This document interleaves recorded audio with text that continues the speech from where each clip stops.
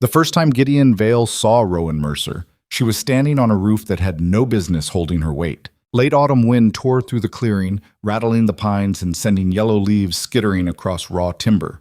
The structure beneath her, calling it a cabin required generosity, listed slightly westward, its frame patched together with mismatched boards and what appeared to be sheer stubbornness. Rowan stood near the peak, hammer raised, driving nails with a rhythm that suggested she'd done this before. Though everything about the scene screamed she shouldn't be doing it now, Gideon reined in his horse at the tree line, watching. She wore men's trousers, muddy and patched at both knees. Her shirt, once white, now closer to gray, hung loose around her frame, but not loose enough to hide the swell of her belly. 6 months along, maybe 7. The wind whipped her dark hair from its braid, and she paused only long enough to shove it back before reaching for another nail. Something in Gideon's chest tightened. Not pity. He'd expected to feel pity when his father sent him out here to check on the Mercer situation.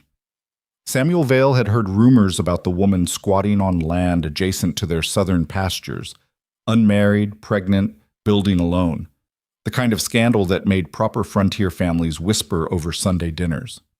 Handle it quietly, his father had said, which meant offer her money to leave or scare her off if charity failed. But Gideon wasn't feeling charitable or threatening as he watched Rowan Mercer work. He felt something closer to recognition, though he couldn't name what he recognized. She spotted him before he decided whether to announce himself. Her head snapped up, body going still in that particular way prey animals freeze when they've scented predator. One hand dropped to her side and Gideon caught the glint of metal, a pistol tucked into her belt. "That's close enough," she called down. Her voice carried clear across the clearing, no tremor in it. "State your business or turn around." Gideon raised both hands slowly, reins loose in his left palm. "Didn't mean to startle you, ma'am. Just passing through." "Nobody passes through here." She shifted her weight, and the roof groaned beneath her boots. "This is the end of the road. You came looking. Sharp." He'd expected desperation, maybe helplessness wearing a brave mask. Instead, he found suspicion honed into something that cut. "Gideon Vale," he offered.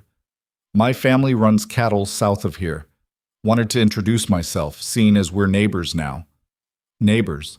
She turned the word over like it tasted wrong. "Your family own this land?" "No, ma'am." "Then we're not neighbors. This is my property. I've got the deed." "Didn't say otherwise." They studied each other across 30 yards of clearing. Gideon took in the details his father would want reported. The cabin's rough construction, the absence of any help, the vegetable garden stripped bare by recent frost, a half cord of split wood stacked near the door, a stone fire pit that looked hastily built, no livestock visible, no smoke from the chimney, no signs of preparation for the winter that would hit this valley like a fist in another month. She wouldn't last. The thought came automatic, practical, the kind of frontier math every rancher learned young. Winter didn't care about courage or determination. It killed efficiently, starting with those who couldn't afford mistakes. But then Rowan Mercer did something that scrambled his assumptions. She smiled. Not friendly, not welcoming, but genuine in its edges, like she'd heard his thoughts and found them amusing. "You can tell whoever sent you that I'm staying," she said. "I've survived worse than cold weather and small-minded neighbors. But I appreciate you riding all the way out here to worry about me." The sarcasm landed clean. Gideon felt his mouth quirk despite himself. "Nobody sent me." "Right." She turned back to her work, dismissing him. "Mind the fence line on your way out. I'll be adding wire next week." She drove another nail home, the crack of hammer on metal echoing across the clearing like punctuation. Gideon should have left then. He delivered his father's warning, assessed the situation, confirmed what everyone already knew. The woman was in over her head. She'd either accept help or freeze to death trying to prove something. Either way, it wasn't his problem. He stayed. "That roof won't hold snow," he said. The hammer paused mid-swing. "Excuse me?" "The pitch is too shallow. First heavy snow will cave it in." He nodded toward the western sag. "And that side's already settling. You've got rot in the foundation timber." Silence stretched long enough that Gideon wondered if he'd miscalculated. Then Rowan Mercer climbed down from the roof. Not carefully, but with the quick efficiency of someone who'd learned to ignore pregnancy's changed center of gravity and walked toward him. She stopped 10 feet away, hand still near that pistol. Up close, he could see the details the distance had softened. Calluses thick on her palms, a healing cut along her jawline, shadows under her eyes that spoke of too many nights working instead of sleeping. But her gaze stayed level, measuring him with an intensity that made Gideon feel suddenly, uncomfortably visible. "You're right," she said. "The pitch is wrong. The foundation's compromised. I know." "Then why?" "What?" "Because I'm building it anyway." She crossed her arms, defensive but not apologetic. "I've got 6 weeks before the first snow, maybe 8 if I'm lucky. This cabin doesn't need to be perfect. It needs to be standing. I'll fix what I can, live with the rest, and deal with problems as they come. That's how you survive when you don't have choices." "Everyone has choices." Her laugh came sharp and bitter, spoken like someone who's never run out of them. The words hit harder than she probably intended. Gideon thought about the dinner waiting for him back at his family's ranch house. 3 courses, polished silver, his father at the head of the table announcing plans for Gideon's future like he was livestock being bred for specific traits. Marry Celeste Ashbourne. Merge the properties. Produce heirs. Die having never decided a single important thing for himself. "You might be surprised," he said quietly. Something flickered in her expression. Recognition, maybe? Or just exhaustion too deep to maintain armor against. She looked away first, back toward her unfinished cabin. "I don't need rescue, Mr. Vale. I don't need charity, and I don't need a man riding out here to tell me all the ways I'm failing." She paused. "But if you're offering actual help instead of judgment, I won't turn it down. I'm practical, not proud." Liar, Gideon thought. She was proud enough to choke on, proud in ways that probably cost her everything soft in her life. But there was honesty in the offer, a kind of brutal pragmatism he understood. "I could shore up that foundation," he heard himself say. "Bring proper timber, fix the pitch on the southern slope. Wouldn't take more than a day or 2. In exchange for what? Of course she'd ask. Trust wasn't something Rowan Mercer gave freely, probably couldn't afford to anymore. "Nothing," Gideon said. "Call it being neighborly." "I don't believe in neighborly." "Then call it self-interest. Your property borders mine. If your cabin burns down this winter because the chimney's built wrong, the fire might spread. I'm protecting my investment." It was a thin excuse, and they both knew it. Vale Land sat 3 miles south. No fire would jump that distance. But Rowan considered his words, then gave a single sharp nod. "Fine, but I work alongside you. This is my cabin. I don't stand by watching while men build things for me." "Wouldn't expect otherwise." "And you leave when the work's done. No lingering, no," she gestured vaguely, "complications." Agreed. He should have kept that promise. Bonds. Gideon returned 3 days later with a wagon loaded with straight pine timber, tar paper, and enough nails to roof a barn. His youngest brother, Marcus, rode beside him until they reached the turnoff to Rowan's property, where Gideon told him to head back. "Why can't I see?" Marcus was 15 and hurt easy. "Everyone's talking about the pregnant lady living alone. I just want to look." "She's not a carnival attraction." Pa said, "I don't care what Pa said. Go home." Marcus left sulking, and Gideon continued alone up the rough trail to Rowan's clearing. He found her exactly where he'd left her, on the roof, working. She'd made progress. The western sag had been braced with what looked like salvaged timber, and she'd added supports under the weakest section. Crude work, but effective. The woman learned fast. "You're late," she called down when she saw him. "I figured you'd changed your mind." "Had to wait for supplies." Gideon climbed down from the wagon. "And I'm early." I said 3 days. "It's been 4. Had it?" The week had blurred together, long hours helping his father move cattle to winter pasture, evenings spent listening to his mother discuss wedding arrangements he hadn't agreed to, nights lying awake thinking about a woman with tired eyes and a pistol on her hip. "Lost track," he admitted. Rowan descended from the roof, slower this time. She moved carefully down the ladder, and Gideon noticed her favoring her left leg. "You hurt?" "Fell yesterday. Twisted my ankle." She waved off his concern before he could voice it. "It's fine, I wrapped it." "You fell off a roof 7 months pregnant, and you're acting like it's nothing?" "I fell off a ladder, not the roof, and I caught myself." She limped toward the wagon, examining his supplies with an expert eye that suggested she'd bartered for enough lumber to recognize quality. This is good timber. Where'd you source it? Mill in Helena. Owner owes my father favors? Must be nice, having favors to call in. No bitterness in her voice, just observation. She ran her hand along one board, testing for warps. How much do I owe you? We agreed. You agreed to help fix my cabin. You didn't agree to buy me supplies. She straightened, meeting his eyes. I pay my debts, Mr. Vale. All of them. How much? Gideon calculated quickly. $15 in timber, maybe $5 more in tar paper and nails. $20 would barely dent his father's accounts, but for a woman living alone on land that probably cost her everything. $10, he lied. Her eyes narrowed. That's half what this costs. You're right, 12 then. I got a discount. They both knew he was lying. Rowan's jaw tightened, and for a moment Gideon thought she might throw his charity back in his face. Then she nodded once, sharp. $12. I'll have it by spring. No rush. There's always rush. Debt collects interest even when people claim otherwise. She moved toward the wagon, reaching for a board, and her ankle gave out. Gideon caught her before she hit the ground. Reflex, not thought. For a heartbeat they stood too close, his hands on her arms, her weight against his chest. She smelled like pine sap and wood smoke. Her hair, escaping its braid again, brushed his chin. She shoved away hard enough to make him stagger. Don't! The word came rough, almost panicked. Don't do that! You are falling. I can fall on my own. She backed up 3 steps, putting distance between them like he'd burned her. Her hand moved to her belly, protective, and something in her face closed off completely. We should start work. Daylight's limited. The moment passed, but its ghost lingered. They worked through the afternoon in near silence. Gideon tore out the rotted foundation timber on the western corner while Rowan handed him tools, her movements efficient despite the limp she wouldn't acknowledge.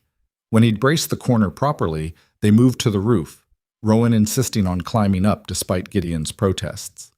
It's my cabin, she said again, and there was no arguing with the steel in her voice. So they worked side by side, Gideon cutting boards to size while Rowan nailed them down. She'd learned hammering somewhere, knew how to sink a nail in 3 strokes without bending it. Her hands moved with the kind of certainty that came from necessity turned into skill. Where'd you learn carpentry? Gideon asked, breaking the silence. Books, mostly. Trial and error. She didn't look up from her work. Turns out you can learn anything if the alternative is freezing to death. Books don't teach you how to handle a hammer like that. My father was a furniture maker. Before... She stopped, caught herself. Long time ago. I watched him work when I was young. It was the first personal thing she'd offered, and Gideon knew better than to push. They fell back into rhythm, the sound of hammers and saws filling the clearing.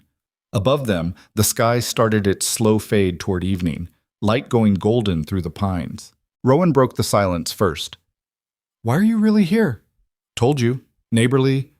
Nobody's this neighborly, especially not to a woman like me.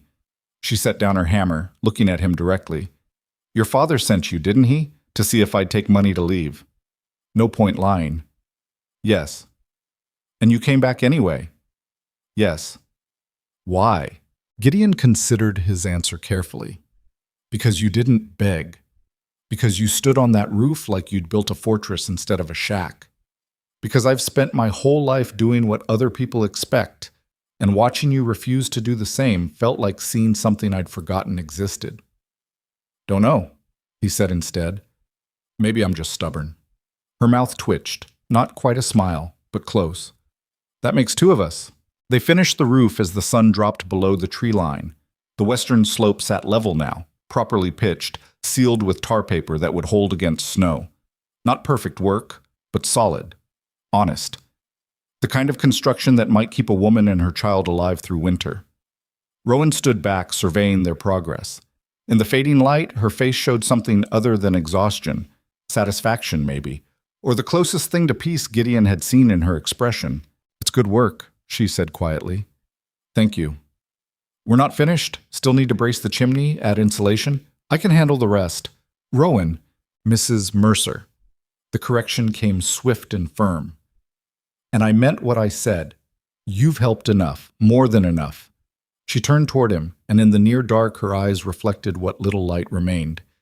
"You should go home, Mr. Vale, back to your family and your proper life. Whatever you're looking for out here, I can't give it to you." "I'm not looking for anything. Everyone's looking for something." She moved toward her cabin door, limping still. "Most people just don't know it yet." Gideon loaded his tools back into the wagon, working slowly, giving her time to disappear inside. But she stayed in the doorway, watching him prepare to leave. "I'll be back next week," he said, "to check the work, make sure everything's holding." "Don't." "Rowan?" "Mrs. Mercer," she said again, softer this time. "Please. I'm trying to protect you." "From what?" "From making a mistake you can't undo." She wrapped her arms around herself, suddenly looking smaller, more vulnerable than he'd seen her. "People are already talking. Your family's important here. I'm not. Whatever you think this is, it can't be anything." "Maybe I don't care what people think." "You should. I learned the hard way what happens when you don't." She stepped back into shadow, her voice drifting out to him. "Go home, Gideon. Forget about me. Marry whoever your father's chosen and live the life you're supposed to live. It's easier that way." "Easier doesn't mean right. Right doesn't keep you warm in winter." She closed the door before he could answer, the sound of the latch falling like punctuation. Gideon stood in the clearing for a long moment, looking at the cabin they'd built together, this fragile shelter against a world that didn't forgive mistakes. Smoke began rising from the chimney, thin and gray in the darkness. He should leave. He should ride back to the ranch, report to his father that the Mercer woman was stubborn but doomed, and let winter sort out the problem naturally. He should focus on Celeste Ashbourne and the wedding his parents had arranged, the merger that would secure two family legacies and fulfill every expectation laid on him since birth. He should forget Rowan Mercer existed. Instead, Gideon found himself memorizing the way smoke curled from her chimney, mapping the trail back to her clearing, calculating how long it would take to ride here if she needed help. Just being practical, he told himself. Just being neighborly. The lie tasted bitter even in his own mind. Gideon didn't return the next week, or the week after that. His father kept him busy moving cattle, repairing fence lines, sitting through endless dinners where Celeste Ashbourne smiled prettily and discussed decoration schemes for the home they'd share after their spring wedding. She was lovely, educated, appropriate in every way that mattered to frontier society.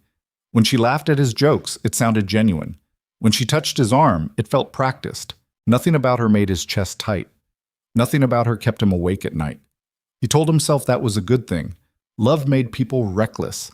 His parents had arranged their marriage through practical negotiation, and they'd built a solid life together, perhaps not passionate, but stable, successful. That was what mattered in this territory. Survival first, feelings distant second. But 3 weeks after he'd last seen Rowan's cabin, Gideon found himself riding toward her clearing anyway. He told himself he was checking on the roof work. He told himself it was simple responsibility. The lies were getting easier. He heard the shouting before he reached the tree line, male voices, rough and aggressive, cutting through the morning air. Gideon kicked his horse into a run, breaking through the pines into Rowan's clearing to find 2 men on horseback circling her cabin. Rowan stood in her doorway, that pistol in her hand now, aimed steady at the larger of the 2 riders. "Told you to leave?" she was saying, voice level despite the weapon shaking slightly in her grip. "This is my property. You're trespassing." "Your property?" The larger man spat tobacco juice into the dirt. "Lady, you're squatting on land that should have gone to real settlers. Women like you got no business." He stopped when he saw Gideon. Vale. Recognition flickered across his face. Bill Hendricks, who worked as a hand on one of the smaller ranches north of Vale Land. The man beside him was his brother Tom. Both had reputations for drinking and starting trouble. "Didn't know you were involved in this situation." Gideon positioned his horse between the brothers and Rowan's cabin. "Didn't know there was a situation. Looks like 2 men harassing a woman on her own property." "We're just talking. You're leaving." Gideon's voice dropped into the register he used for breaking up bar fights and settling disputes. "Now." Bill's face reddened. "Your daddy know you're playing hero for a pregnant whore?" The words hung in the air for a heartbeat. Then Gideon was off his horse, moving faster than thought, his fist connecting with Bill's jaw before the man could react. Bill went down hard, blood spraying from his split lip. Tom reached for his rifle, but Rowan's voice cut through the violence. "Don't!" She'd moved closer, pistol now aimed at Tom. "Unless you want to test whether I actually know how to use this." Tom froze, hands raised. "Get your brother and ride out," Gideon said quietly. "If I see either of you near this property again, we'll have a different conversation, the kind that doesn't end with warnings." Bill pulled himself upright, spitting blood. "Your father's going to hear about this." "I'm counting on it." The brothers left, Tom supporting Bill in the saddle, their curses fading as they disappeared down the trail. Gideon watched until he couldn't hear their horses anymore, then turned to find Rowan still holding her pistol, her face drained of color. "Are you?" She walked past him into her cabin and vomited into a bucket near the door. Gideon followed her inside without asking permission. The cabin's interior was sparse but organized. A rough bed in one corner, a table built from crates, a stove that looked older than both of them. Rowan's few possessions were arranged with military precision, everything in its place, nothing wasted. She straightened slowly, wiping her mouth with the back of her hand. "Morning sickness," she said. "It's supposed to stop after the first few months, but apparently my body didn't get that information." "Rowan, I had it handled." She set the pistol on the table with shaking hands. "I didn't need you to—" "I know you didn't need me." Gideon moved closer, careful not to crowd her. "But I'm glad I was here anyway." She laughed, the sound brittle. "You shouldn't have hit him. Now there'll be talk. More talk. Your father can have whatever opinion he wants." "You don't understand." She turned to face him, and the fear in her eyes hit harder than any punch. "Men like that, they come back. And next time they might bring friends. I can't—" Her voice cracked. "I can't protect myself and a baby.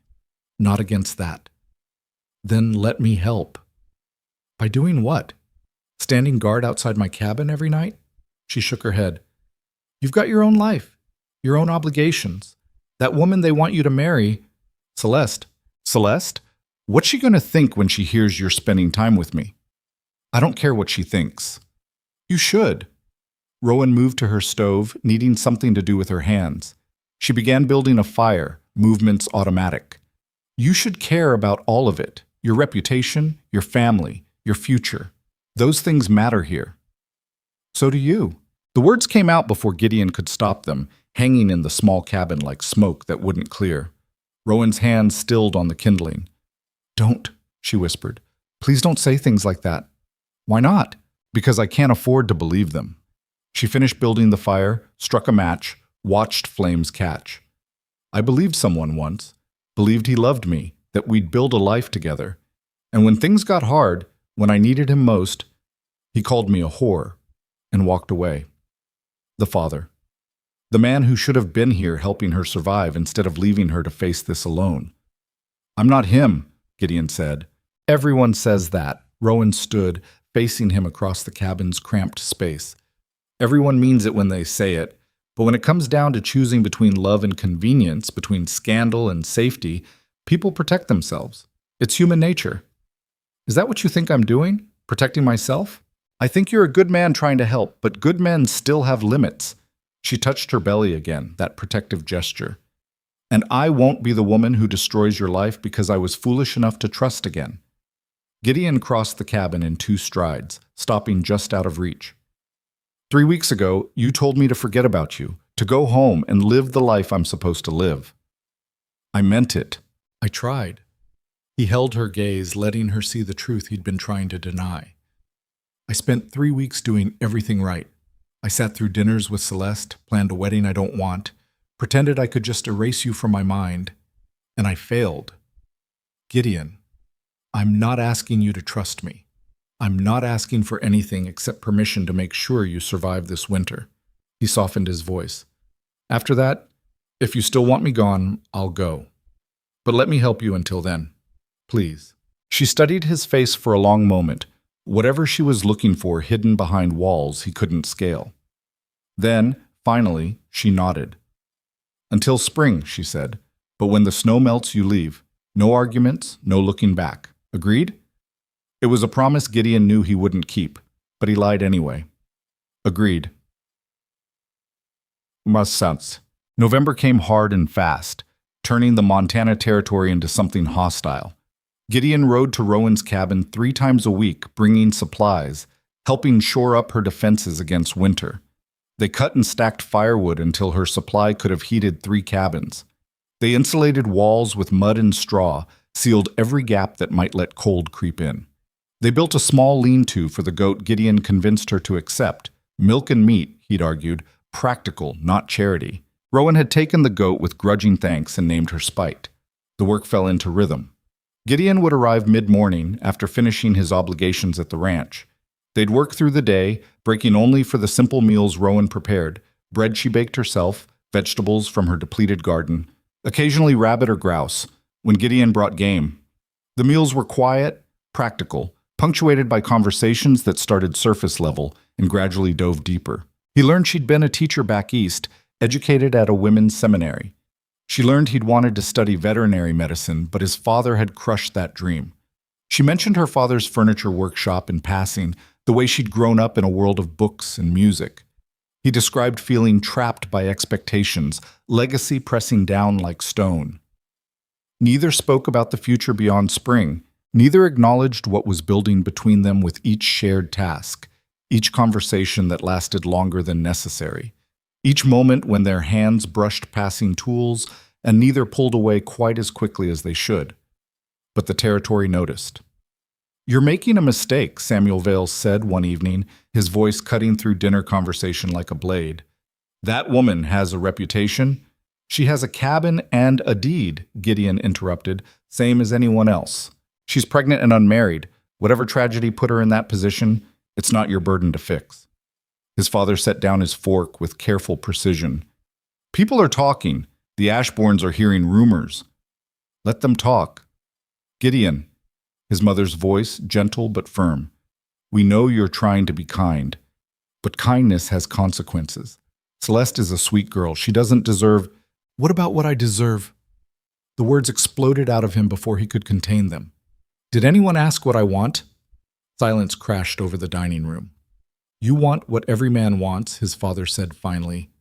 "A good wife, successful ranch, children who carry on your name. That's what we're giving you. You're giving me Celeste Ashbourne because her father owns the water rights you've wanted for 10 years. You're treating me like a business transaction. That's how marriage works in this territory. Love is a luxury. Partnership is survival. Then maybe I'd rather take my chances." He left before his father could respond, riding out into the cold dark without destination, just needing distance. His horse knew the path before he consciously chose it, carrying him north toward Rowan's clearing like she was magnetic north and he'd lost all ability to navigate elsewhere. Her cabin glowed gold in the darkness, smoke rising peaceful from the chimney. Gideon tied his horse and knocked, then remembered she'd told him to just come in. Doors stayed unlocked this far from civilization.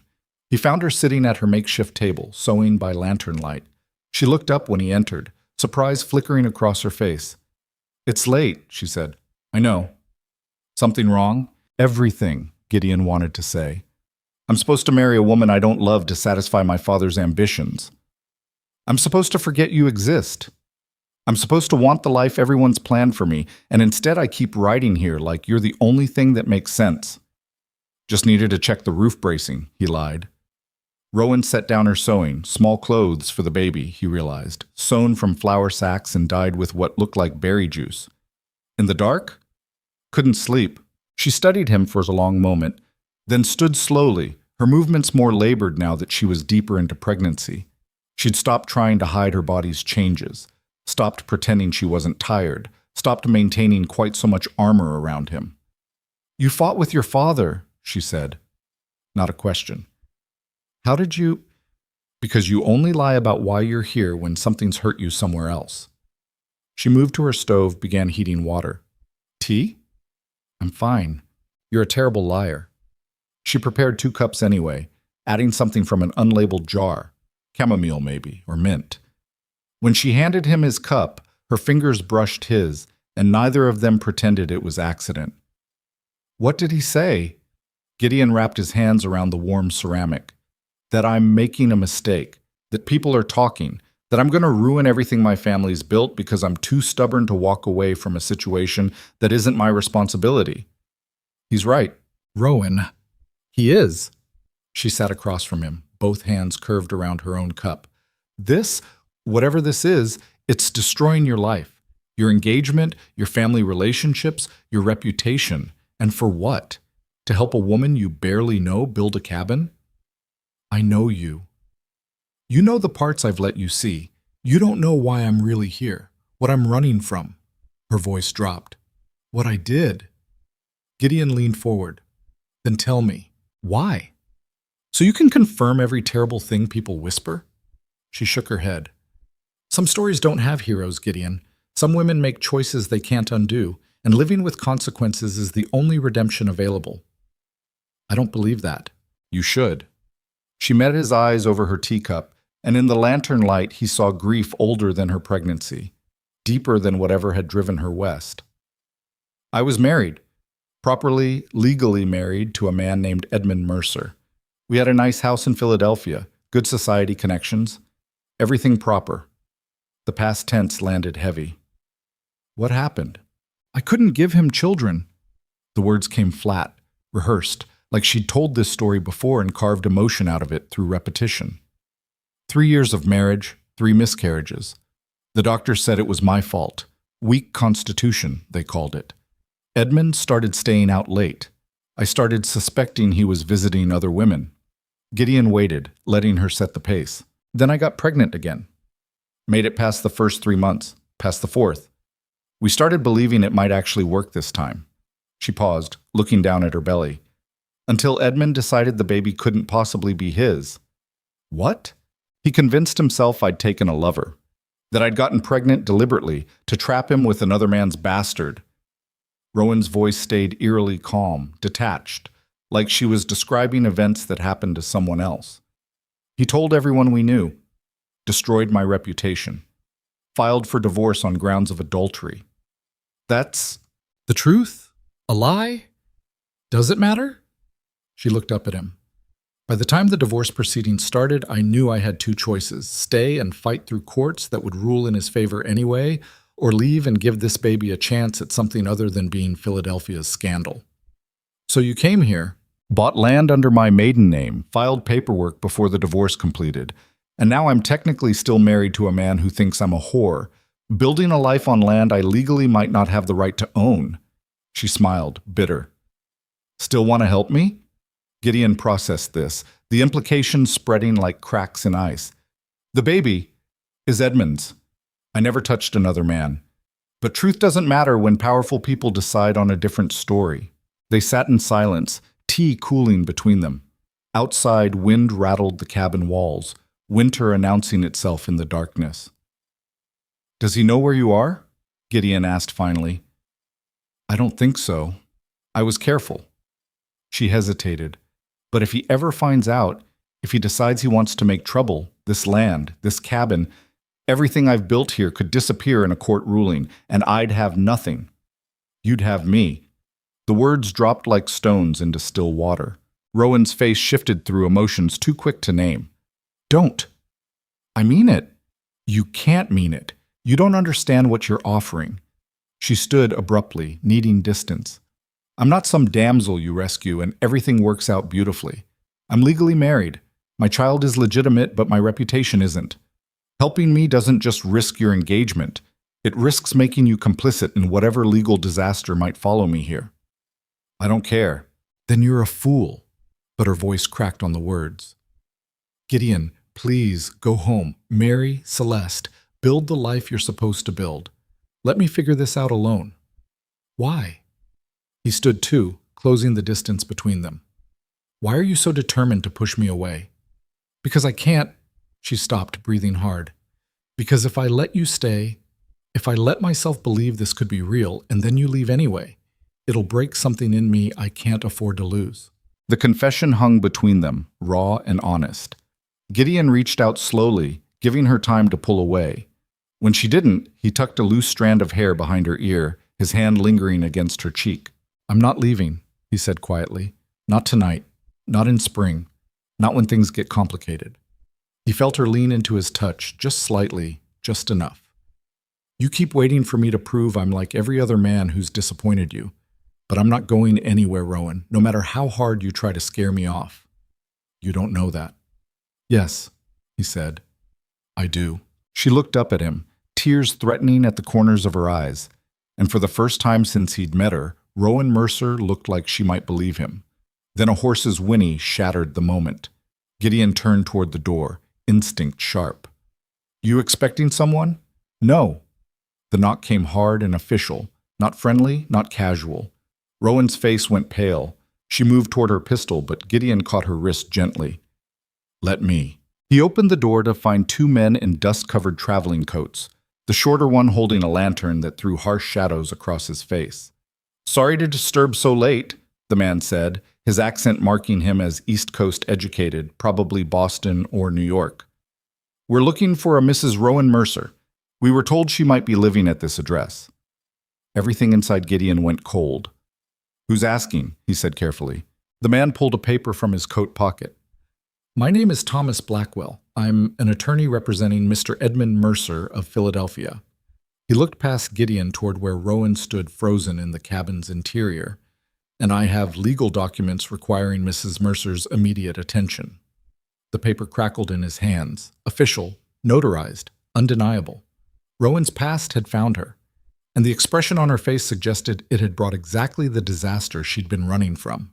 The attorney's lantern light carved shadows across Rowan's face, turning her expression into something carved from stone.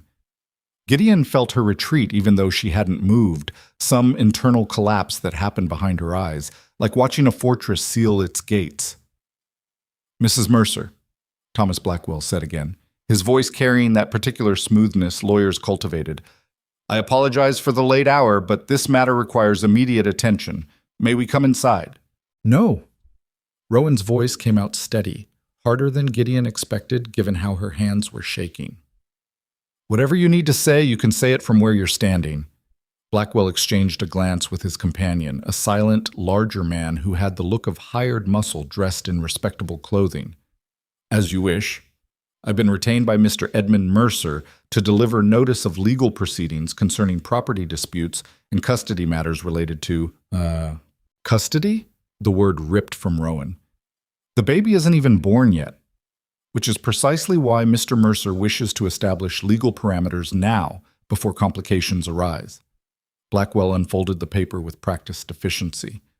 My client maintains that certain assets acquired during your marriage, including funds used to purchase this property, were obtained through misrepresentation and so, get off my land. Rowan moved past Gideon to the doorway, and he saw her slipping back into that armor she wore, the one that made her seem taller, more dangerous. I don't care what your client maintains.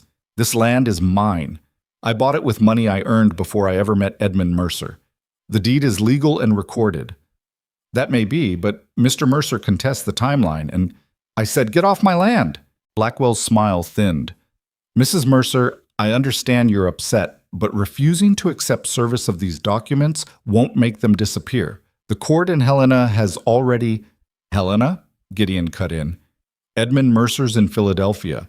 What jurisdiction does he have here? The attorney turned his attention to Gideon for the first time, really looking at him. Whatever he saw made his expression sharpen. And you are? Gideon Vale. This is my property you're standing on. A small lie, but worth telling. Blackwell's eyes narrowed slightly, calculating. Mr. Vale, I see. Is there a particular reason you're answering on Mrs. Mercer's behalf? There's a particular reason I'm asking you to state your business and leave before you're removed. The larger man shifted his weight, not threatening, just visible. A reminder that Thomas Blackwell hadn't traveled alone. My business, Blackwell said carefully, is to inform Mrs. Mercer that her husband has filed for custody of the unborn child on grounds that the mother is unfit. He's claiming abandonment of marital duties, theft of marital assets, and conduct unbecoming a proper parent. Additionally, he's petitioning to have the property deed nullified on the basis of fraud. Rowan made a sound somewhere between a laugh and a gasp. Unfit. He's calling me unfit. Given your current living situation, unmarried, isolated, lacking proper medical care or community support, Mr. Mercer believes any reasonable court would agree the child's welfare requires paternal intervention. The child he swore wasn't his. Rowan's voice went cold. The child he called a bastard in front of half of Philadelphia. That child. Blackwell didn't flinch. My client has reconsidered certain accusations made in anger. He's willing to acknowledge paternity in exchange for full custody and the return of contested assets. How generous. He's also prepared to offer a financial settlement, a substantial one, if you cooperate voluntarily, enough to start over somewhere, establish yourself comfortably, without my child, with the security of knowing the child will be raised in a proper home, with resources and social standing you cannot provide. Blackwell took a step forward, and Gideon matched him, blocking the movement. The attorney stopped. Mrs. Mercer, please understand, I'm not here to intimidate you. I'm here to present options. You can fight this in court, spend what little money you have on lawyers and still lose. Or you can accept Mr. Mercer's offer and walk away with your dignity intact. My dignity. Rowan repeated the word like it was foreign. Tell me, Mr. Blackwell, how much dignity comes with selling your child? That's not what I'm suggesting. Yes, it is. She stepped fully into the doorway now, and Gideon saw the woman who'd stood on that half-built roof months ago, the one who'd faced down Bill Hendricks with a pistol and no backup. You're suggesting I give up the only thing I have left because fighting would be inconvenient for everyone, because women like me should know our place and accept whatever scraps powerful men decide to throw us. I'm suggesting you be practical. I am being practical. Rowan's hand moved to her belly, protective. This baby is mine. I carried her through 3 months of sickness and 7 months of building a life from nothing. Edmund Mercer had his chance to be a father. He chose to call me a whore instead. He doesn't get to change his mind now that abandoning us looks worse than keeping us. Blackwell sighed, the sound of a man dealing with an unreasonable woman. Then you refuse Mr. Mercer's offer. Tell your client he can go to hell. Very well. The attorney refolded his papers with precise movements. I'll file notice that service was attempted and refused. The court will proceed accordingly. You should expect a summons within the next few weeks. He paused. And Mrs. Mercer? I'd advise you to retain legal counsel. Montana territorial courts tend to favor established residents over newcomers, especially in matters involving children. Is that a threat? That's a fact. Blackwell nodded to his companion, and both men turned toward their horses. Good evening, Mrs. Mercer. Mr. Vale. They watched the attorney and his silent partner ride away, lantern light bobbing through the darkness until it disappeared completely. Only then did Rowan move, stumbling back from the doorway like someone had cut her strings. Gideon caught her before her legs gave out, guided her to the chair by her table. She was shaking, not crying. Gideon suspected Rowan had forgotten how to cry somewhere along the way, but shaking hard enough he could feel it when he touched her shoulder. Hey, he said quietly, look at me. She didn't. Her gaze stayed fixed on the floor, focused on nothing. Rowan. He found me. Her voice came out hollow. After everything, he found me. We'll fight this. Fight it? How? She looked up at him then, and the despair in her eyes was worse than anger. You heard what he said. Edmund's established, wealthy, connected. I'm a woman living alone in a cabin I might not legally own, pregnant with a child he can claim. What judge in Montana is going to rule in my favor? One who hears the truth. The truth doesn't matter. It never matters. She wrapped her arms around herself. He's going to take her, my daughter. The only thing I've ever fought for, that was completely mine. And he's going to take her because the law says men like him deserve more than women like me. Gideon crouched in front of her, forcing her to meet his eyes. Listen to me. Edmund Mercer doesn't get to do this. We'll find a lawyer, a good one. We'll fight him in court and win. With what money? I can barely afford to eat through winter. I have money. I won't take your money. The response came automatic, defensive. I already owe you too much. Then consider it a loan. Consider it whatever you need to consider it, but don't give up before we've even tried. She studied his face for a long moment, searching for something. Why are you doing this? Because it's right. That's not a reason. Not really. She reached up, touched his cheek with fingers still trembling. You should walk away, Gideon, before this gets worse, before I drag you down with me. I'm not walking away. You keep saying that, but eventually nothing. He covered her hand with his, holding it against his face. I meant what I said earlier. I'm not leaving, not when your past shows up, not when things get complicated, not ever. You don't know what you're promising. Yes, he said. I do. They stayed like that, frozen in the moment, until Rowan pulled her hand back slowly. She stood, moving to her stove where the kettle still held warm water, and poured herself tea with hands that had stopped shaking. Control, Gideon realized. She was taking back control the only way she knew how. I need to think, she said finally. Figure out my options, what I can afford to do. She glanced at him over her shoulder. You should go home. It's late. Your family will worry. I'm not leaving you alone tonight. Gideon, I'll sleep in the lean-to with Spite if it makes you feel better, but I'm not riding away and leaving you to sit here thinking about worst-case scenarios until dawn. He crossed his arms. So you can either let me sleep by your stove like a civilized person, or I'll freeze outside being stubborn. Your choice. A ghost of a smile touched her mouth. You really are stubborn. Learned from the best. She considered arguing, then gave up. Fine, but you take the bed. We'll both take the bed. It's big enough, and you need actual rest. When she opened her mouth to protest, he added, I'm not going to touch you, Rowan. I'm just going to make sure you sleep instead of spending all night planning how to face this alone. That was apparently the right thing to say, because she nodded. They settled into an awkward arrangement, Rowan on one side of the narrow bed, Gideon on the other, a careful distance between them that felt simultaneously too far and not far enough. The cabin went dark except for the faint glow from the stove, and outside the November wind rattled the walls they'd built together. Gideon? Rowan's voice came soft in the darkness. Yeah? Thank you. A pause. For staying. Always, he said, and meant it in ways that probably terrified them both. He thought she'd fallen asleep when she spoke again, so quiet he almost missed it.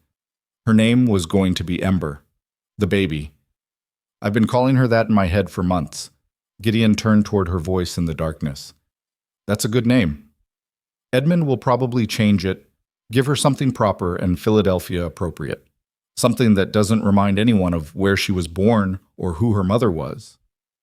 Edmund's not going to get the chance.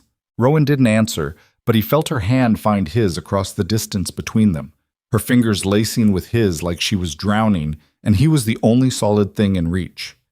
They fell asleep like that, holding on. Oh. Gideon woke before dawn to find Rowan already up, dressed, building a fire in the stove with efficient movements. She'd braided her hair tight, put on her most practical clothes, and had the look of someone preparing for battle. What are you doing? He asked, sitting up. Making breakfast. Then I'm writing to Helena to find a lawyer. She didn't look at him. I appreciate what you said last night, but this is my problem to solve. You've already done too much. Rowan, please don't argue with me. Not about this. She finally turned, and her face showed the kind of determination that moved mountains or died trying. If I'm going to fight Edmund, I need to do it on my own terms. I need to prove to myself, if no one else, that I can handle this. Gideon stood, crossing to where she worked. You don't have to prove anything. Yes, I do. Because if I let you fight this for me, if I let you fix everything, then Edmund's right. I am helpless. I do need a man to rescue me. Her hands stilled on the coffee pot. I've spent my whole life letting other people make decisions that shaped my future. My father chose who I could marry. Edmund chose when to throw me away. I can't let you choose how this ends, even if your choices would be kinder. It was the most honest thing she'd said to him, and it hurt precisely because he understood. Pride wasn't always about arrogance. Sometimes it was about survival, about maintaining the one thing no one could take from you, the right to stand or fall on your own terms. Okay, he said finally, but I'm riding with you to Helena, not to take over, just to make sure you get there safely. Gideon, non-negotiable. He softened his tone. You can find your own lawyer, say whatever you need to say, handle everything yourself, but I'm not letting you ride 40 miles while pregnant without someone watching your back. That's not about pride or control. That's about not being an idiot. She wanted to argue. He could see it in her face, but practicality won over stubbornness, and she nodded once. Fine, but you wait outside when I meet with the lawyer. Agreed. They ate quick breakfast, bread, jam, the last of the milk from Spite, and prepared for the journey. Gideon rode back to his ranch first, telling his family he'd be gone for the day checking fence lines in the Northern Territory. His mother gave him a searching look that suggested she didn't believe him, but she didn't press. He met Rowan at the fork in the trail, and they rode toward Helena in silence. The morning was cold and clear, the kind of Montana day that made you believe winter might be bearable this year. 2 hours into the ride, Rowan finally spoke. "What will you tell Celeste?" The question caught him off guard. "What?" "Celeste Ashbourne, your fiancée." Rowan kept her eyes forward, watching the trail. "When she hears you're helping me, what will you tell her?" "The truth, I suppose." "Which is?" Gideon considered his answer carefully. "That I'm helping someone who needs help." "That's not the truth. That's a comfortable piece of it." She glanced at him. "The truth is you're risking your engagement, your family's approval, and your reputation for a woman you barely know. The truth is people are going to assume things about us that we both know complicate everything. Let them assume. Easy to say when you're not the one they're calling a homewrecker." Rowan's voice stayed level, but he heard the edge underneath. "I'm already the pregnant woman living alone. Add, seducing the Vale heir to my reputation, and Edmund won't even need a lawyer. The court will hand him custody, just to save me from myself." "No one's calling you a homewrecker. Not yet. Give them time." She shifted in her saddle, uncomfortable. "You should marry Celeste, Gideon. Before this gets worse, show everyone that we're not, what? That we're not falling in love." The words dropped between them like stones thrown into still water. Rowan's face went carefully blank. "Don't." "Why not? It's true." "Truth doesn't matter. We've established that." She kicked her horse faster, moving ahead on the trail. "And love is a luxury neither of us can afford right now." Gideon let her have the distance, following a few yards behind. But the words had been said, hanging in the cold air like breath made visible. They couldn't be taken back. Couldn't be ignored. They changed the shape of everything between them, whether Rowan wanted to acknowledge it or not. They reached Helena by early afternoon. The territorial capital sprawled across the valley, part mining town, part political center, all rough edges and ambitious growth. Rowan asked directions to the legal district, and they found a row of offices near the courthouse, mostly lawyers who handled land disputes, mining claims, the occasional murder trial. "Wait here," Rowan said, dismounting outside a door marked James T. Sullivan, attorney at law. "I'll be right outside." She nodded, squared her shoulders, and walked in like she was heading into battle instead of a lawyer's office. Gideon waited and waited. An hour passed, then another. He was starting to worry when the door finally opened and Rowan emerged, her face carefully neutral. "Well?" he asked. "He'll take my case." She walked past him toward the horses. "For $50 up front and a percentage of any settlement." "That's highway robbery, I know, but he's the third lawyer I talked to. The first two wouldn't even hear me out once they learned Edmund's name." She mounted her horse stiffly. "Apparently my husband has connections that reach farther than I thought." "Did Sullivan say you have a case?" "He said I have a thin case that might become viable if Edmund makes mistakes in his filings. He also said I should prepare for the worst, which in his professional opinion means settling out of court for whatever Edmund's willing to offer." Rowan gathered her reins. "So basically, I just spent $50 I don't have to be told I'm going to lose." "You don't know that." "Yes, Gideon, I do." She looked at him finally, and the exhaustion in her face went bone deep. "I know how this works. Rich men get what they want. Women like me get what's left over. That's not pessimism. That's pattern recognition."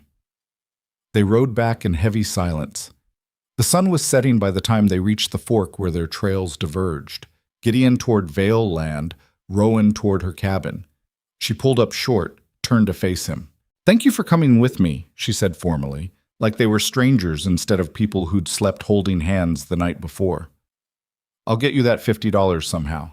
Add it to what I already owe." "I don't want your money." "I know you don't. That's why I'm going to give it to you anyway." She tried for a smile and failed.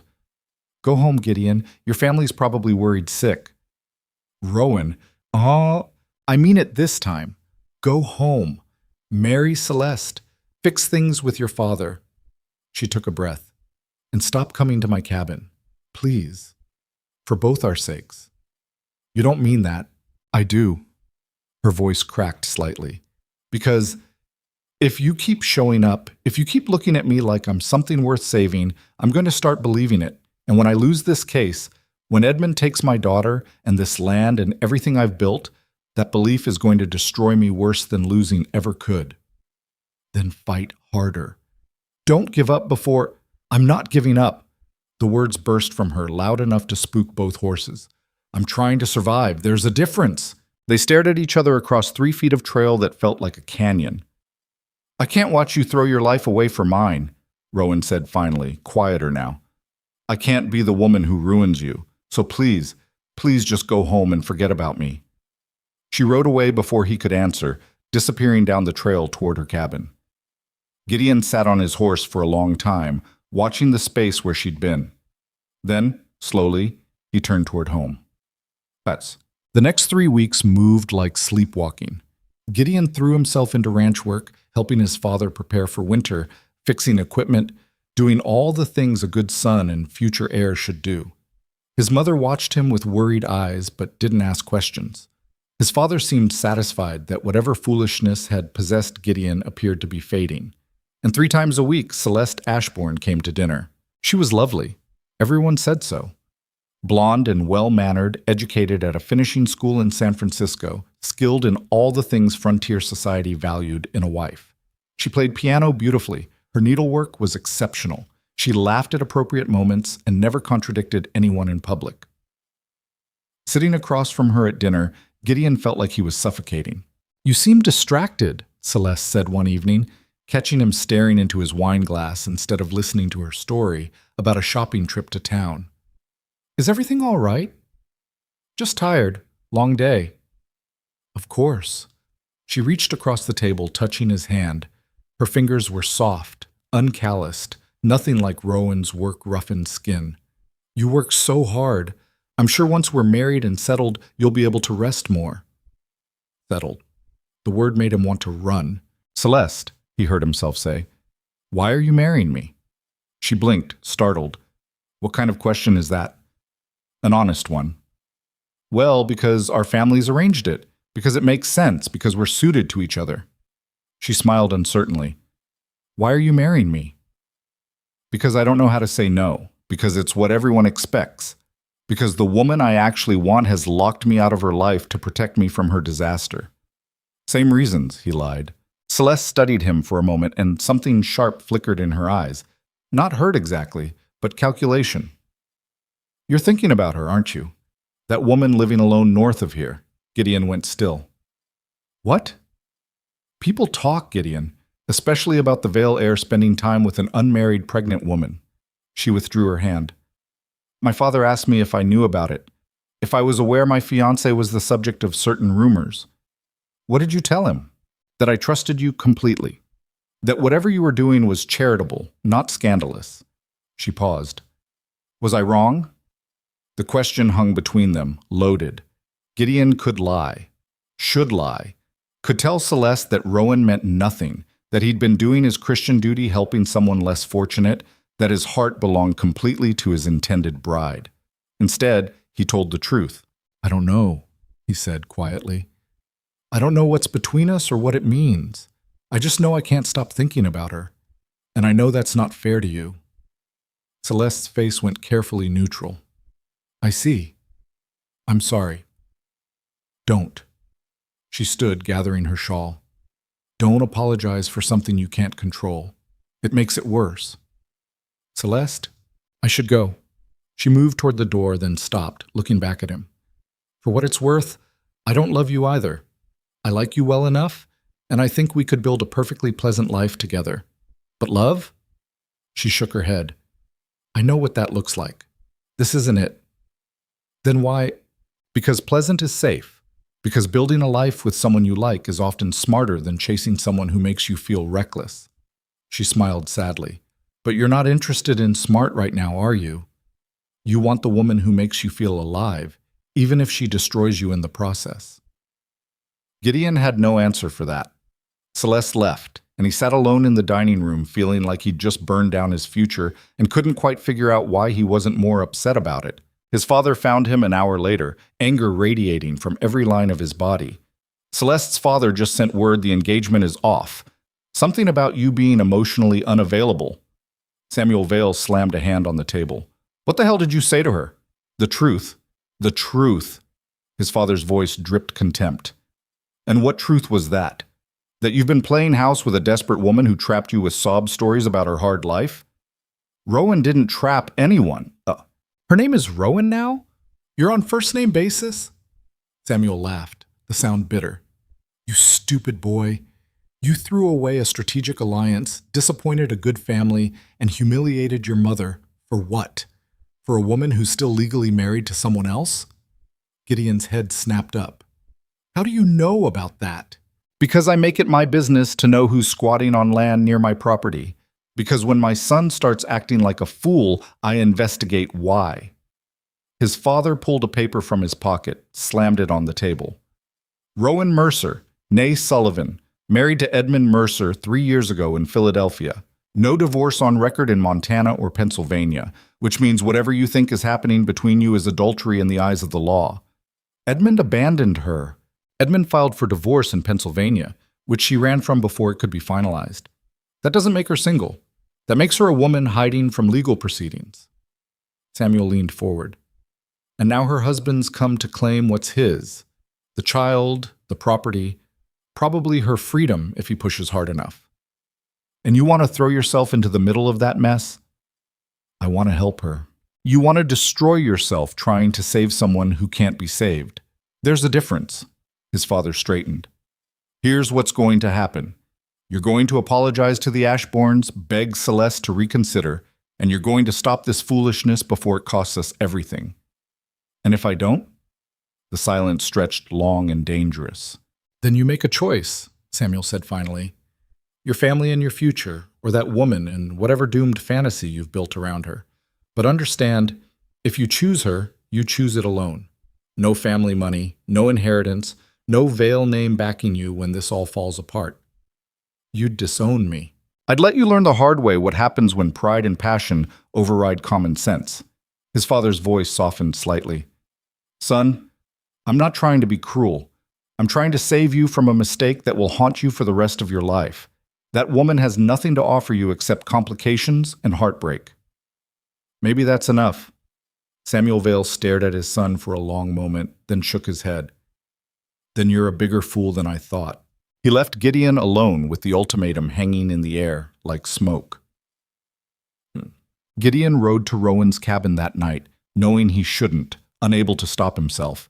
He found her inside, reading by lantern light, a battered book that looked like it had survived multiple owners.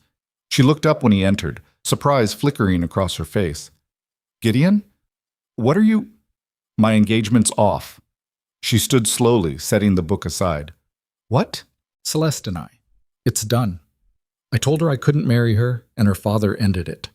He moved into the cabin, bringing cold air with him. My father knows everything about you, about Edmund, the divorce, the custody case. He gave me an ultimatum. Apologize to the Ashbournes and forget about you, or lose everything. Rowan's face went pale. No, Gideon, you have to fix this. I don't want to fix it. That's your pride talking. She pressed her hands to her face. This is my fault. I should have never let you help me. Should have pushed harder. Stop! He crossed the space between them, pulled her hands away from her face. Stop blaming yourself for other people's choices. I ended my engagement because I didn't love Celeste. Because marrying her would have been wrong. You didn't make me do anything. But your family will either accept my decision or they won't. Either way, it's my choice to make. He held her gaze.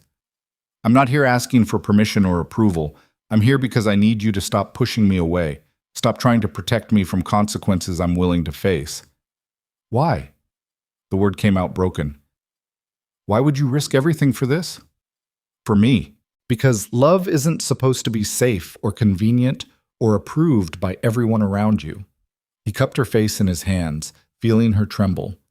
It's supposed to be worth fighting for, even when the fight looks impossible. We'll lose everything. Then we'll lose it together. Rowan kissed him first, sudden and desperate, like she'd been holding back for months and finally broke. Gideon pulled her closer, careful of her belly between them, tasting salt from tears he wasn't sure were hers or his. When they broke apart, she was crying, really crying this time. Not the controlled emotion she usually allowed herself, but something raw and honest. "I'm so scared," she whispered. "I'm terrified I'm going to lose her. That Edmund's going to take everything and you'll be left with nothing because you chose wrong." "I didn't choose wrong. I chose you." "That might be the same thing." "Then we'll find out together." He kissed her forehead, her cheeks, the tears tracking down her face. "But I'm not leaving. Not now. Not when Edmund shows up. Not ever. You need to accept that." She nodded against his chest, holding on to him like he was the only solid thing in a world that wouldn't stop shaking. They stood like that until the lantern burned low and the cabin grew cold.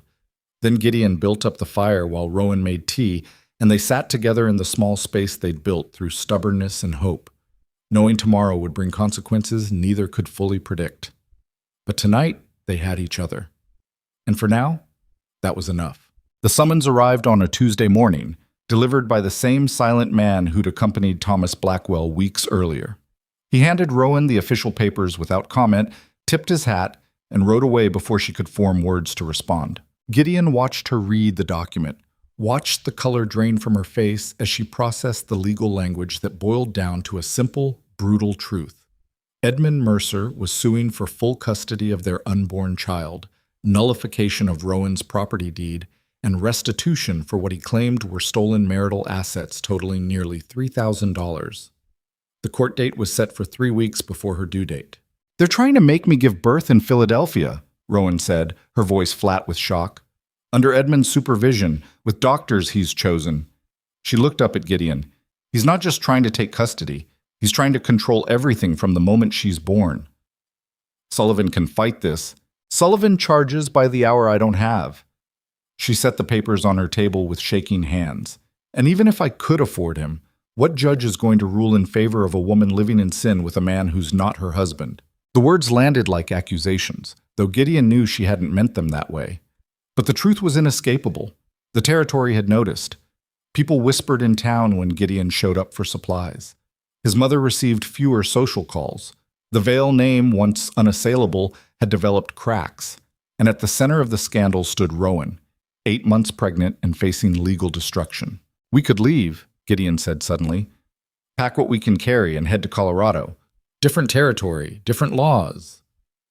Running doesn't solve anything. Edmund would just file in Colorado courts. Rowan moved to her stove, needing something to do with her hands. And it would look like admission of guilt. Like I'm exactly what he's claiming, a thief and an unfit mother. Then we fight here. We find a way. There is no way. She turned to face him, and the despair in her expression cut deeper than any words. "You know what the worst part is? Edmund doesn't even want this baby. He never did. But letting me keep her makes him look weak, like some woman got the better of him. So he'll take her out of spite, raise her to hate me, and sleep just fine knowing he destroyed us both." Gideon crossed to her, pulled her into his arms despite her initial resistance. She was so much bigger now, belly pressing between them, the baby moving restlessly like she could sense her mother's distress. "He hasn't won yet," Gideon said against her hair. "He won the moment he filed those papers." They stood like that for a long time, holding each other against a future that seemed determined to tear them apart. In fact, word spread faster than winter cold through the territory. By the end of the week, everyone within 50 miles knew the details, or their own invented versions of them. The pregnant woman squatting on contested land, the Vale heir throwing away his future for a woman still married to someone else, the inevitable scandal when decent people stopped pretending not to notice. Gideon's mother showed up at the ranch one evening, her face carefully composed in that way that meant she was barely containing fury.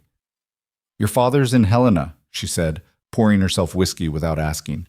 "Meeting with territorial officials, trying to contain the damage you've caused." "I didn't cause anything."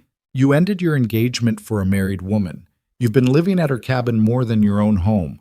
Half the territory thinks you're the father of that baby." She drank, set the glass down hard. "So yes, Gideon, you caused this. Rowan's husband abandoned her.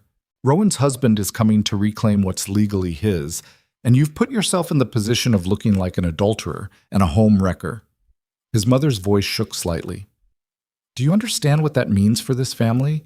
Your father spent 30 years building our reputation. You're destroying it in months.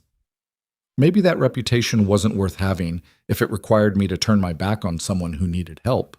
Help, she laughed bitterly. Is that what you call it? Because from where I'm standing, it looks like a young man confusing guilt and attraction for something meaningful.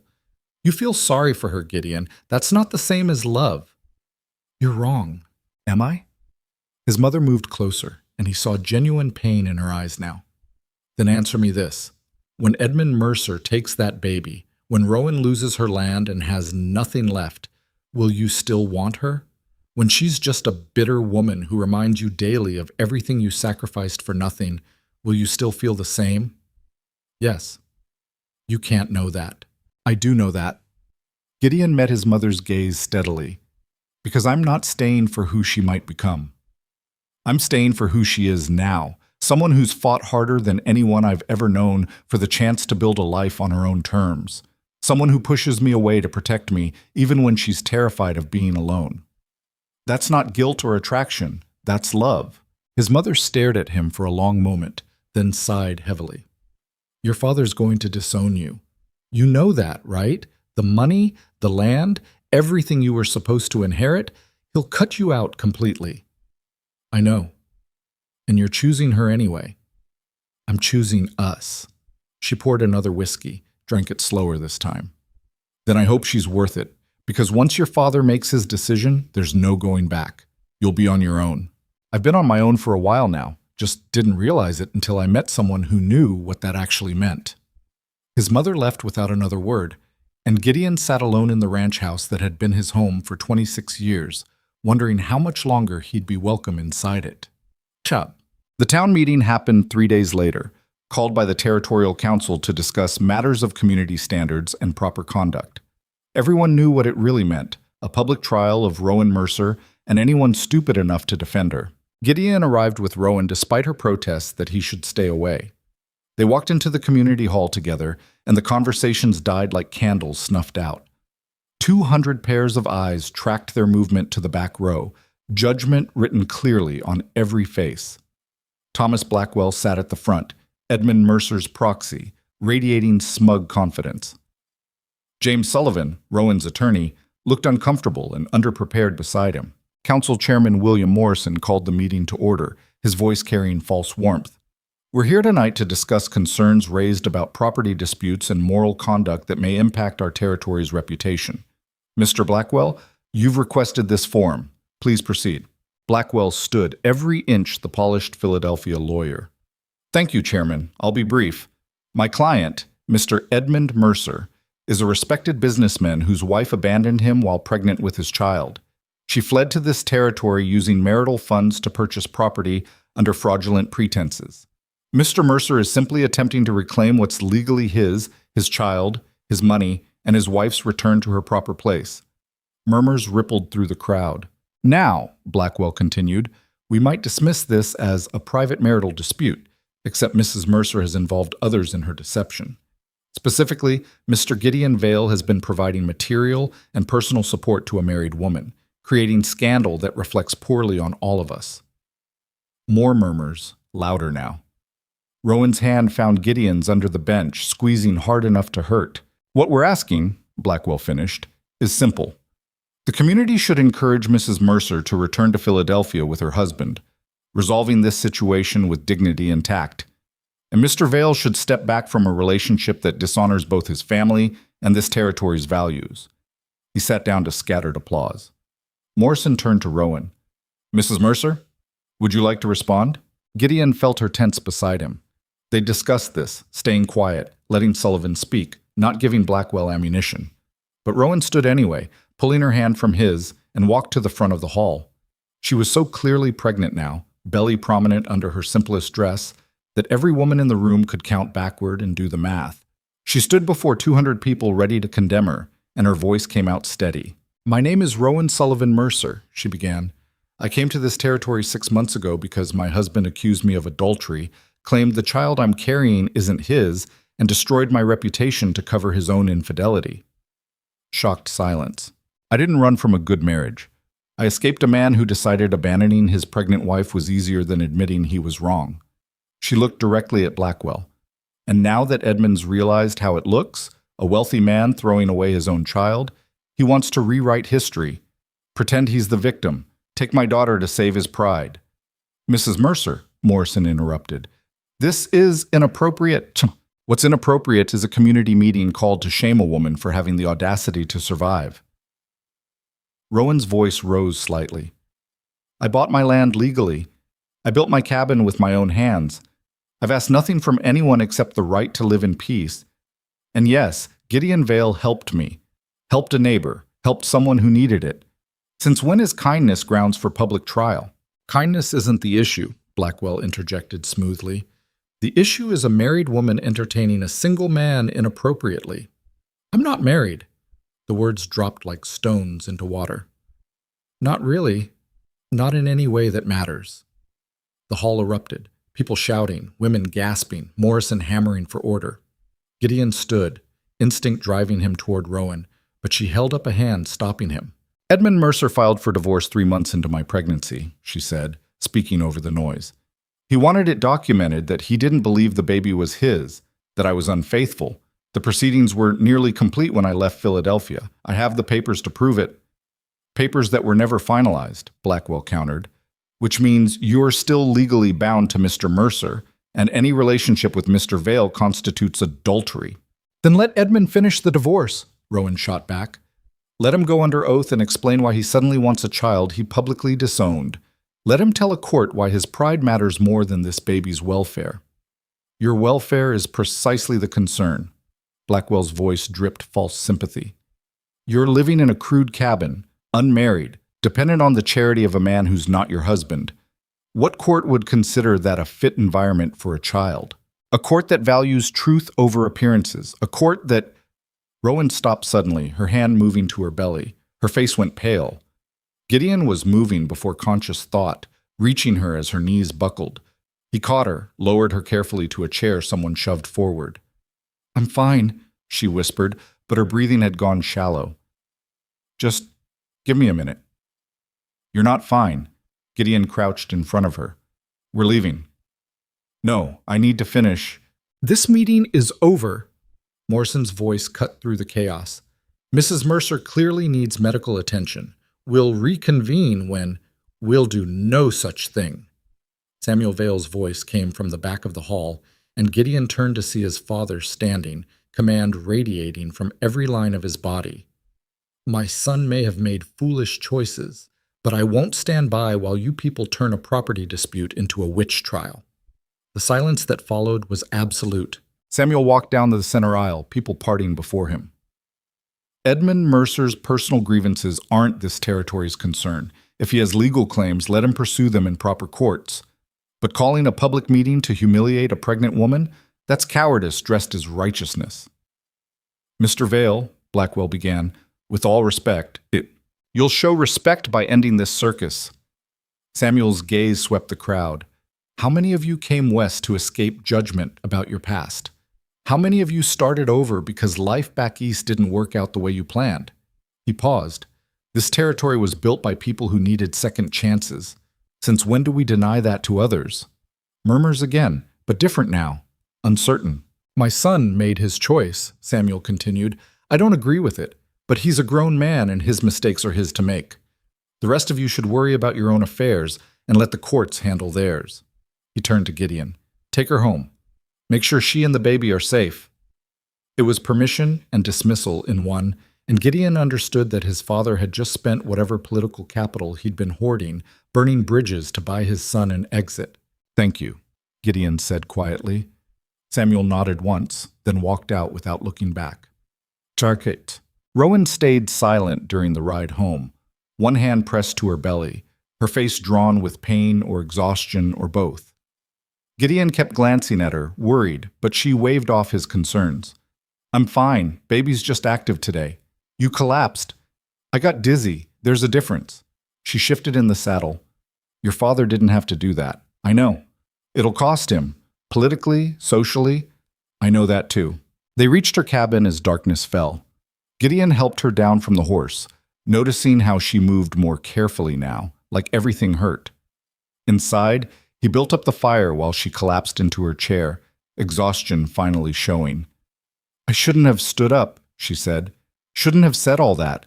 I just made everything worse." "You told the truth. Truth doesn't matter. Blackwell was right. I'm still technically married, still vulnerable. And now everyone knows about the divorce proceedings, which makes me look even more guilty of abandonment." She closed her eyes. Edmund's lawyer must be dancing right now. Gideon knelt in front of her, taking her hands. "Listen to me. What happened tonight wasn't defeat. You showed them you're not going to hide or apologize for surviving. I showed them I'm desperate. You showed them you're brave." He squeezed her hands. "And my father showed them you have allies. That matters, Rowan. Even if we lose the legal battle, we fight it knowing we're not alone." She opened her eyes, tears threatening at the corners. "Why is he helping? Your father made it clear he thinks I'm ruining your life." "He probably still thinks that, but he's also a man who values integrity over convenience." Gideon managed a small smile. "Turns out that's where I get it from." Rowan pulled one hand free, touching his face. "I'm so sorry. For all of this. For dragging you into my mess and destroying your family. Stop." He caught her wrist gently. "You didn't drag me anywhere. I chose this. Chose you. And I'd make the same choice again. Even knowing what it's cost? Especially knowing." She kissed him then, soft and grateful and sad, all at once. When they broke apart, she rested her forehead against his. "I need to tell you something," she whispered. "Something I should have said before, but I was too scared." "What?" "The divorce papers Edmund filed, they're real. But they're not complete. There's a hearing scheduled in 2 months in Philadelphia, final arguments before a judge makes his ruling." She took a shaky breath. "If I don't show up, if I don't contest his claims, the divorce goes through automatically in his favor. He gets to control the narrative. Say I abandoned him, committed fraud, whatever he wants. Then we go to Philadelphia. I can't travel 2 months after giving birth, and I can't leave a newborn to fight a court battle 3,000 miles away." Her voice cracked. "Don't you see? He's trapped me perfectly. If I stay here and fight for custody, I lose the divorce case. If I go there and fight the divorce, I lose custody here. There's no version of this where I win everything." Gideon sat back, processing this. "What if you could win the divorce case before the baby's born?" "What?" "The hearing's in 2 months. You're due in 3 weeks. If you could travel to Philadelphia now, fight the divorce immediately, get it finalized before Ember's born, then Edmund has no claim. You'd be legally free, and any custody case becomes Pennsylvania's jurisdiction, not Montana's." Rowan stared at him. "That's insane. I'm 8 months pregnant. The journey alone is dangerous, I know, but staying here means losing in slow motion." He stood, pacing. "We could take the train most of the way. Travel careful. You'd have me with you the entire time. And if I go into labor early, if something goes wrong in some town where nobody knows us and every doctor thinks I'm an unwed mother, then we handle it, together." He stopped pacing, looked at her directly. "Rowan, I know it's a risk, but what's the alternative? Wait here while Edmund's lawyers build their case, then lose everything anyway?" She was quiet for a long time, one hand absently rubbing her belly where the baby kicked. Finally, she looked up at him. "If we do this, if we go to Philadelphia, there's no guarantee it works. The judge might rule in Edmund's favor anyway. We could travel all that way for nothing. Or we could win. Or we could lose and be stuck there when I give birth, completely at Edmund's mercy." She took a shaky breath. "But you're right. Staying here is just losing slowly. At least in Philadelphia, I have a chance to tell my side before a judge. Then we go." "When?" "As soon as possible. Tomorrow, if we can manage it." Gideon moved to her trunk, started pulling out clothes. "Pack what you need. I'll arrange tickets to Helena, then east from there. We can—" "Gideon," her voice stopped him. "If we do this, if we go, your father's protection only reaches so far. Once we're in Philadelphia, in Edmund's territory, you're just a man helping his married mistress fight her husband. That's how everyone will see it. I don't care how it looks. You should. Because if this goes wrong, you won't just lose your inheritance. You could face legal consequences, alienation of affection suits, criminal complaints, Edmund's connected enough to make your life hell. Then it's a good thing I'm not planning on losing. He crossed back to her, pulled her to her feet. Pack, Rowan. We're going to Philadelphia.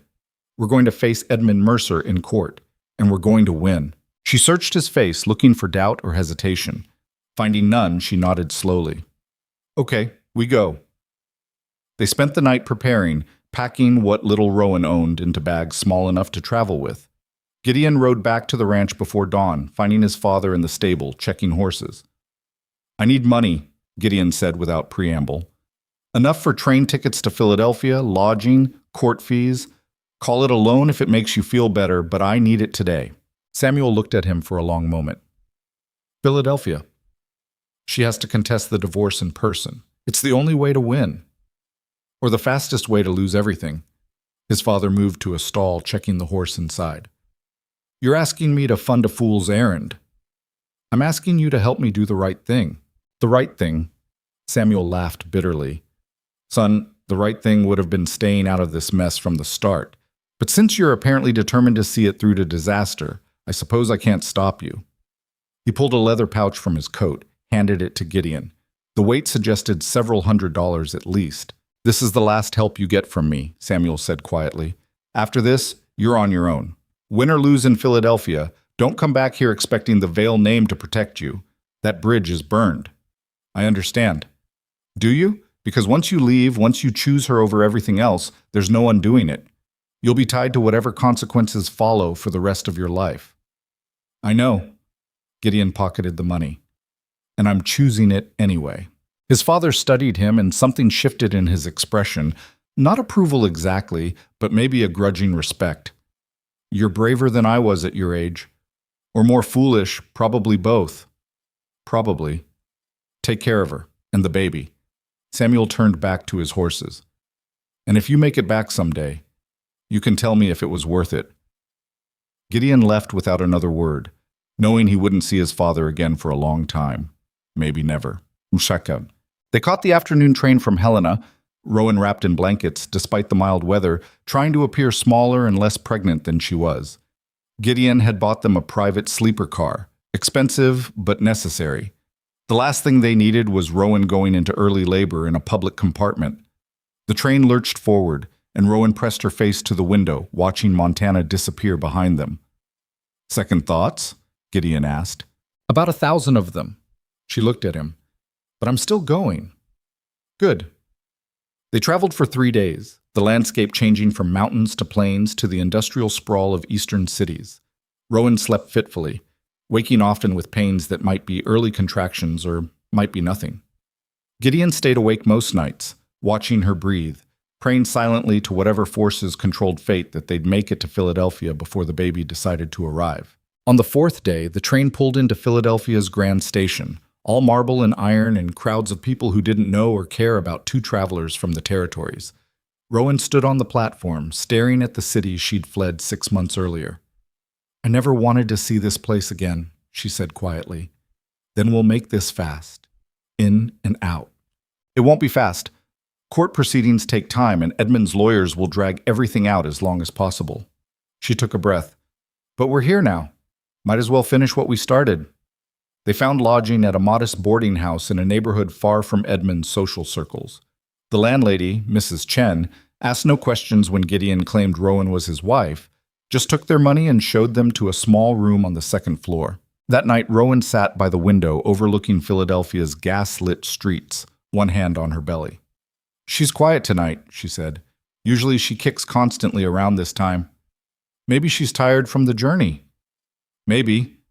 But Rowan sounded worried. Gideon moved behind her, hands on her shoulders. We'll find a doctor tomorrow. Make sure everything's okay. And if it's not, if traveling was a mistake and I've hurt her, then we deal with it. But you can't torture yourself with what ifs. He kissed the top of her head. She's strong, like her mother. Rowan leaned back against him. I'm not strong. I'm terrified. Those aren't mutually exclusive. They sat like that until the city's noise faded into night quiet, 2 people far from home, gambling everything on a chance that justice might actually exist somewhere in the world. The court hearing was scheduled for 10 days away. 10 days to prepare a case against a man who'd spent months building his defense. 10 days before Rowan would stand before a judge and fight for her freedom. 10 days before everything they'd risked would either prove worth it or destroy them completely. Outside, Philadelphia slept, indifferent to their fate. And in her belly, Ember kicked once, hard enough to make Rowan gasp, hard enough to feel like a promise, or a warning, or both. The doctor they found, an older man named Harris, who practiced in one of Philadelphia's less fashionable districts, examined Rowan with efficient detachment, asking questions she answered honestly while Gideon waited in the cramped reception area. When she emerged 20 minutes later, her face was pale but composed. "Well?" Gideon asked, standing immediately. "He says the baby's fine, positioned well, heartbeat strong." She accepted his arm, moving slowly down the building's narrow stairs. "But he also said traveling this late in pregnancy was reckless, and I'm lucky I didn't go into early labor on the train." "Did you tell him why we're here?" "I told him my husband and I needed to settle business in Philadelphia before the baby comes." She glanced at him. "He assumed you were Edmund. I didn't correct him." They walked back toward the boarding house through streets that felt foreign to Gideon. Too many people packed too close, noise and smoke, and the particular smell of industry that the territories didn't have yet. Rowan moved through it like someone navigating a remembered nightmare, her expression closed off. "You grew up here," Gideon said. "Not a question. Not here exactly. My father's workshop was in a better neighborhood, but close enough." She stopped at a corner looking down a side street lined with narrow brick buildings. "I used to think Philadelphia was the center of the world, that leaving it would mean disappearing into nowhere. And now? Now I know there are worse things than disappearing." She turned away from the street. "Come on, we need to meet with Sullivan before he gives up on us completely." James Sullivan had traveled to Philadelphia ahead of them, using the time to research Edmund's case and prepare arguments. They found him in a rented office near the courthouse, surrounded by papers and looking exhausted. "Mrs. Mercer," he said, standing when they entered. "I was starting to worry you'd changed your mind about appearing." "We're here." Rowan sat heavily in the chair he offered. "What have you found?" Sullivan exchanged a glance with Gideon that suggested the news wasn't good. "Edmund's lawyers have built a comprehensive case. They're arguing abandonment of marital duties, theft of marital assets, and conduct unbecoming a wife. They have witnesses prepared to testify about your—" he paused delicately. "Living arrangements in Montana." "Witnesses?" Gideon cut in. "Who?" "The Hendricks brothers, apparently, and several townspeople from your community meeting." Sullivan shuffled papers. "Edmund's team has been thorough. They've documented everything from property records to train tickets to statements from people who saw you and Mr. Vale together." Rowan's face went carefully blank. "So they've proven I left and that Gideon helped me. That doesn't address why I left, which is where we have an opening." Sullivan pulled out a different stack of papers. "Edmund's original divorce filing accused you of adultery and claimed the child wasn't his. That's documented, notarized, public record. If we can get him to admit in court that he abandoned you first, that he drove you away with false accusations—" "He'll never admit that," Rowan interrupted. "Edmund doesn't admit mistakes. He rewrites history until he's always the victim. Then we make him uncomfortable enough that he slips, make him angry, defensive. People reveal truth when they're trying to defend lies." Sullivan looked at her seriously. "But, Mrs. Mercer, I need to be honest. Even if we prove Edmund abandoned you first, you still left the state during active divorce proceedings. You still used marital funds. Those funds were mine. Money I'd saved before marriage, kept in my own account. That will need to be proven with bank records. Do you have them?" Silence. "I left in a hurry," Rowan said finally. "I took what I thought I'd need. Banking documents weren't priority." Sullivan sat back, rubbing his face. "Then we're arguing your word against Edmund's financial records, in front of a judge who's known the Mercer family for 20 years. He looked at Gideon. "Mr. Vale, I appreciate your commitment to Mrs. Mercer, but your presence at this hearing could hurt more than help. Edmund's lawyers will use you as evidence of her infidelity. I don't care what they use me as. I'm not leaving her alone in that courtroom. Even if your presence costs her the case?" The question hung heavy between them. Rowan reached over, took Gideon's hand. "He stays. If I'm going to lose, I lose with someone who actually believes me beside me. I'm done facing Edmund's judgment alone. Sullivan looked like he wanted to argue, then simply nodded. Very well. The hearing's in 9 days. We'll prepare your testimony, anticipate their questions, and hope the judge values truth over social standing.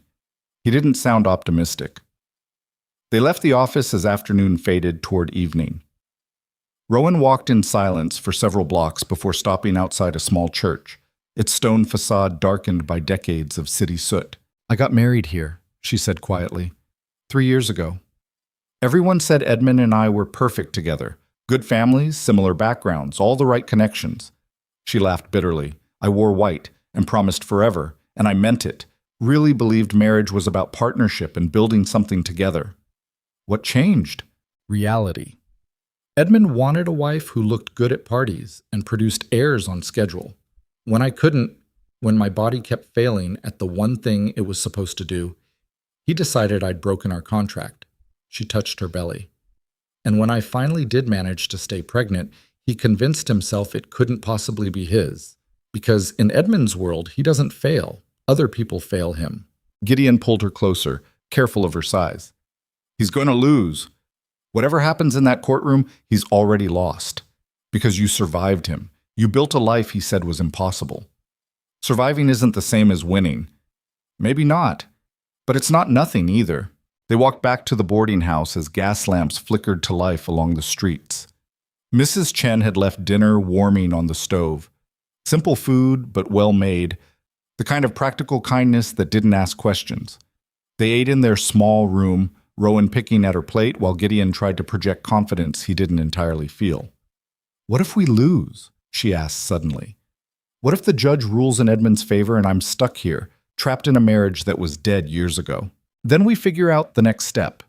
Maybe appeal. Maybe there is no next step. She set down her fork. If this fails, Edmund controls everything. The divorce, custody, where I'm allowed to live. I'll be exactly what he wanted. A wife who stays because she has no other choice. You'll always have choices. Will I? With a newborn and no money and a court order saying I'm an unfit mother? Her voice cracked. Gideon, if we lose this case, you need to leave. Go back to Montana, reconcile with your family, find someone who doesn't come with this much damage. Stop. I'm serious, Iki. So am I. He moved around the small table, crouching beside her chair.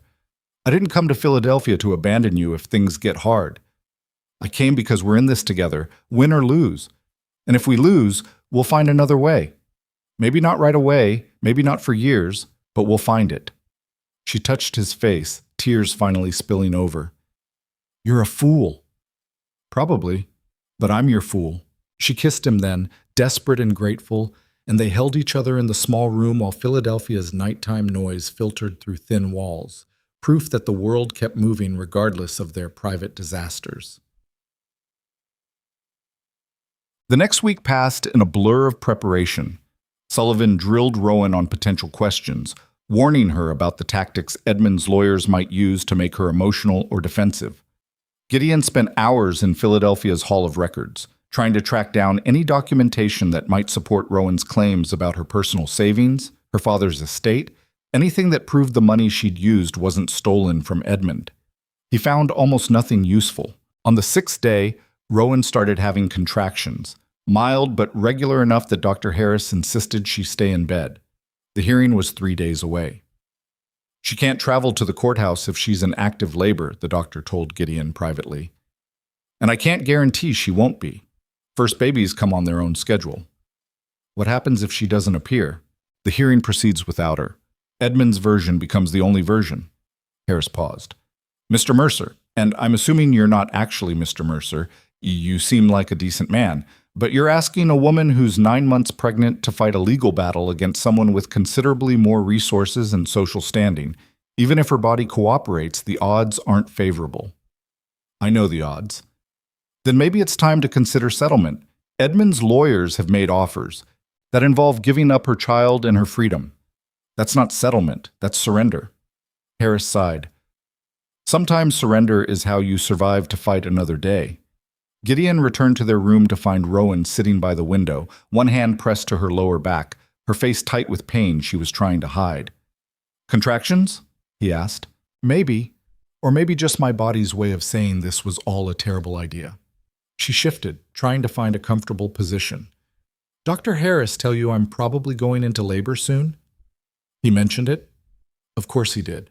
She looked at Gideon, and the fear in her eyes was rawer than he'd seen it. I can't do this. I can't give birth here, in a city where Edmund can show up at the hospital and take her the moment she's born. I can't. Hey, he crossed to her, took her hands. Listen to me. We've got 3 days until the hearing. That's 3 days for these contractions to stop, for your body to settle down. And if they don't stop, if you go into labor before we get to court, then we figure it out. But don't panic yet. I'm not panicking. I'm being realistic. You're catastrophizing. There's a difference. He squeezed her hands. You're going to get through this hearing. You're going to tell that judge exactly what Edmund did to you. And then you're going to have this baby on your own terms, not his. She wanted to believe him. He could see it in her face. But belief had been beaten out of Rowan Mercer through too many betrayals, and wanting something true didn't make it real. What if my own terms aren't enough? She whispered. Then we make them enough. The contractions continued through the night, irregular but persistent. Gideon stayed awake beside her, timing them, bringing water, helping her walk when movement eased the pain. By dawn, they'd spaced out again, backing off from whatever edge they'd been approaching. 2 days until the hearing. Sullivan arrived mid-morning with final preparations and a grim expression that suggested he'd heard something they wouldn't like. Edmund's team filed a motion yesterday, he said, setting down his leather case. They're requesting the hearing be postponed 2 weeks due to new evidence. What evidence? Rowan demanded. They're claiming they've found witnesses from Montana who can testify to your conduct there, people who observed your relationship with Mr. Vale in detail. Sullivan pulled out papers. The judge hasn't ruled yet, but if he grants the postponement, I'll have given birth by then. Edmund will use my newborn as proof I'm unstable, unfit. Rowan stood agitated. They're doing this deliberately, trying to make me so stressed I go into labor early. It's a tactic, Sullivan agreed, but not necessarily a successful one. I've filed a counter-motion arguing that Edmunds had months to gather evidence and this last-minute addition is manipulative. The judge will decide tomorrow. And if he postpones, then we have 2 weeks to prepare for a harder fight. Rowan looked at Gideon. We can't stay in Philadelphia 2 more weeks. We don't have the money, and I can't. She stopped as another contraction hit, her hand flying to her belly. That's the 4th one in an hour, Gideon said, checking his pocket watch. We need to get Dr. Harris. I'm fine. You're not fine. You're in active labor or close to it, and pretending otherwise doesn't help anyone. She glared at him but didn't argue as he left to fetch the doctor. Harris arrived 20 minutes later, examined Rowan with his usual efficiency, and delivered his verdict with clinical calm. You're not in active labor yet, but you're close. Days rather than weeks. He looked at Gideon. If that hearing gets postponed, she won't make it. Her body's decided it's time and stress is accelerating the process. Then we need the hearing to happen as scheduled. Even if she's in labor? Especially if she's in labor, Gideon turned to Rowan. You said you wanted to fight on your own terms. Here's your chance. Show that judge you're strong enough to stand up for your rights while 9 months pregnant. Show him Edmund Mercer doesn't get to control your timeline. That's insane, Sullivan said. If she goes into active labor in the courtroom, then we deal with it. But at least she'll have had her say. Gideon looked at Rowan. It's your choice. We can wait for the postponement, hope your body cooperates. Or we can demand the hearing happen now, before Edmund's lawyers have time to build more obstacles. Rowan sat quietly for a long moment, one hand moving in slow circles over her belly. Then she looked up at Sullivan. File a motion demanding the hearing proceed as scheduled.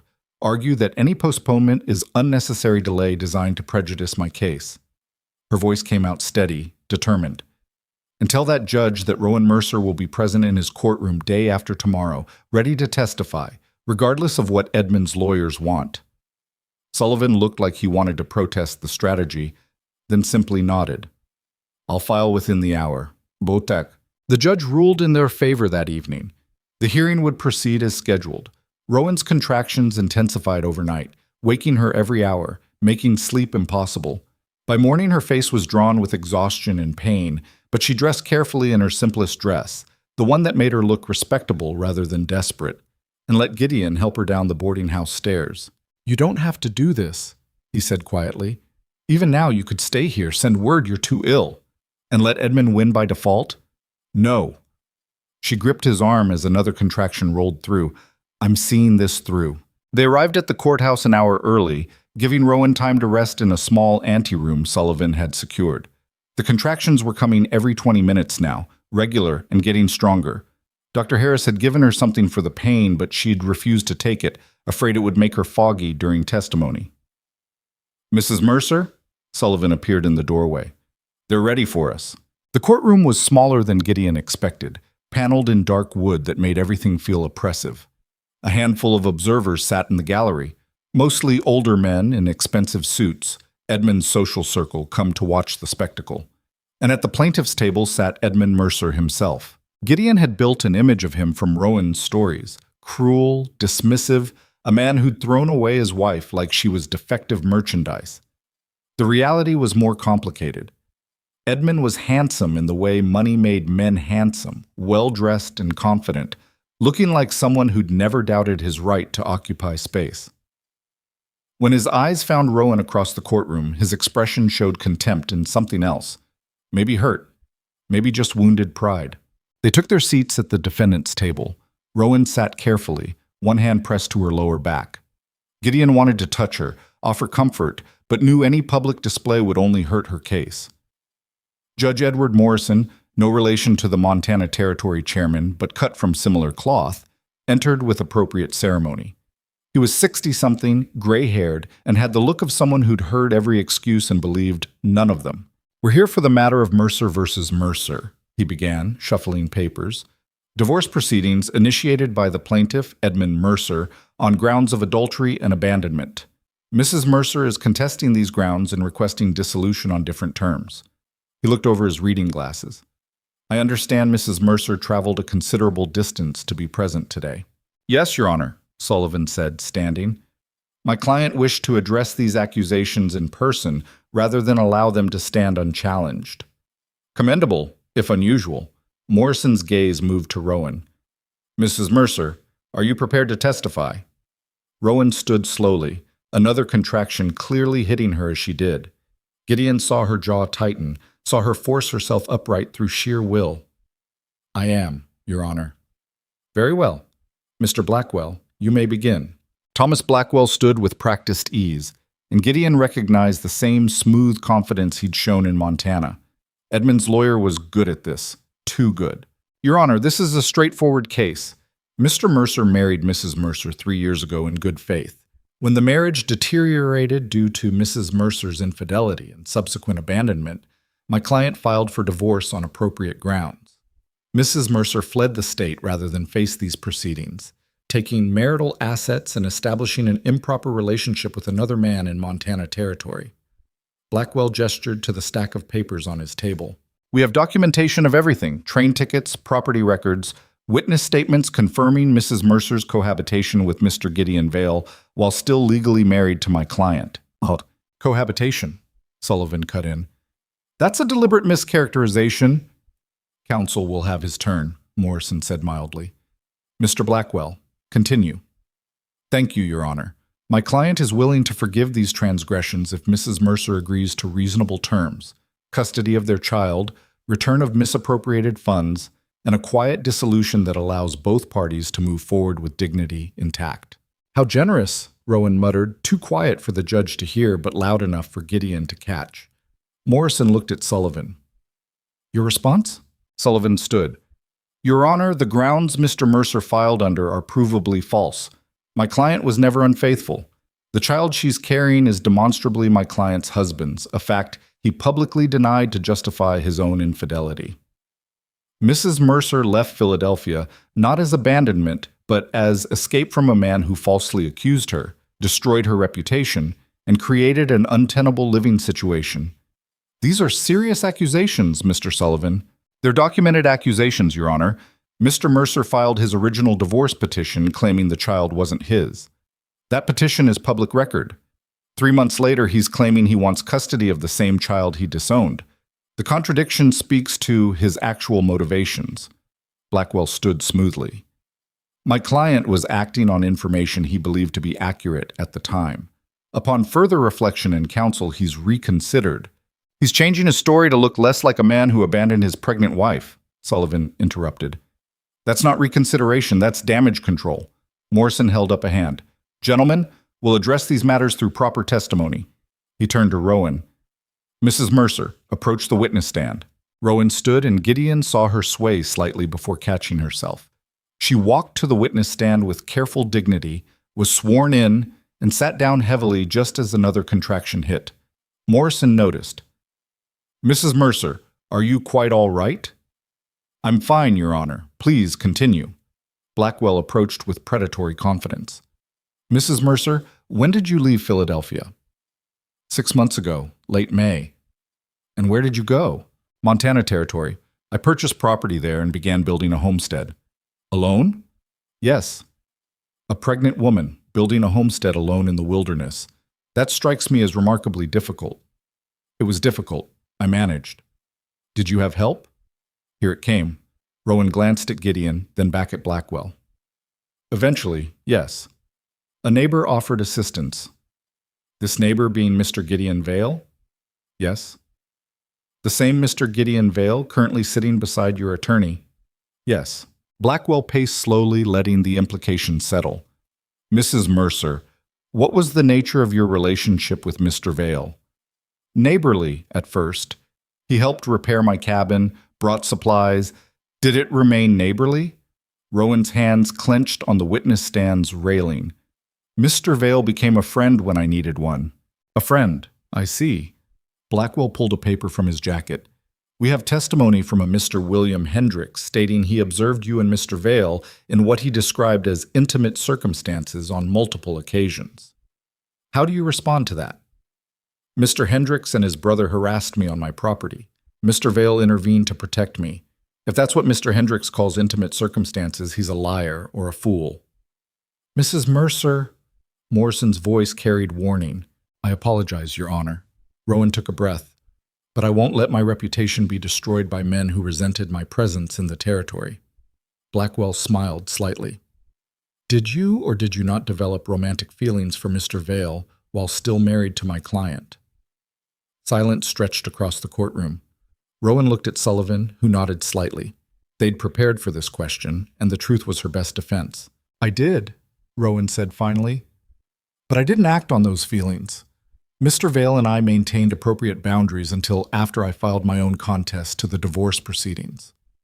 Appropriate boundaries, Blackwell's voice dripped skepticism. Yet you and Mr. Vale were observed alone together frequently. You lived on neighboring properties. By your own admission, he provided substantial material support. He helped a neighbor in need. That's not... Another contraction hit, strong enough to stop her mid-sentence. Rowan gripped the railing, breathing hard through the pain. The courtroom went silent, everyone watching as she fought through it. Your Honor, Sullivan said, standing, perhaps we could take a brief recess. No. Rowan's voice came out strained but firm. I'm fine. Continue, Mr. Blackwell. The lawyer looked uncertain for the first time. Mrs. Mercer, perhaps you should... I said continue. Ask your questions. Blackwell glanced at the judge, who nodded slightly. Very well. Mrs. Mercer, when you left Philadelphia, did you take money from joint accounts you shared with my client?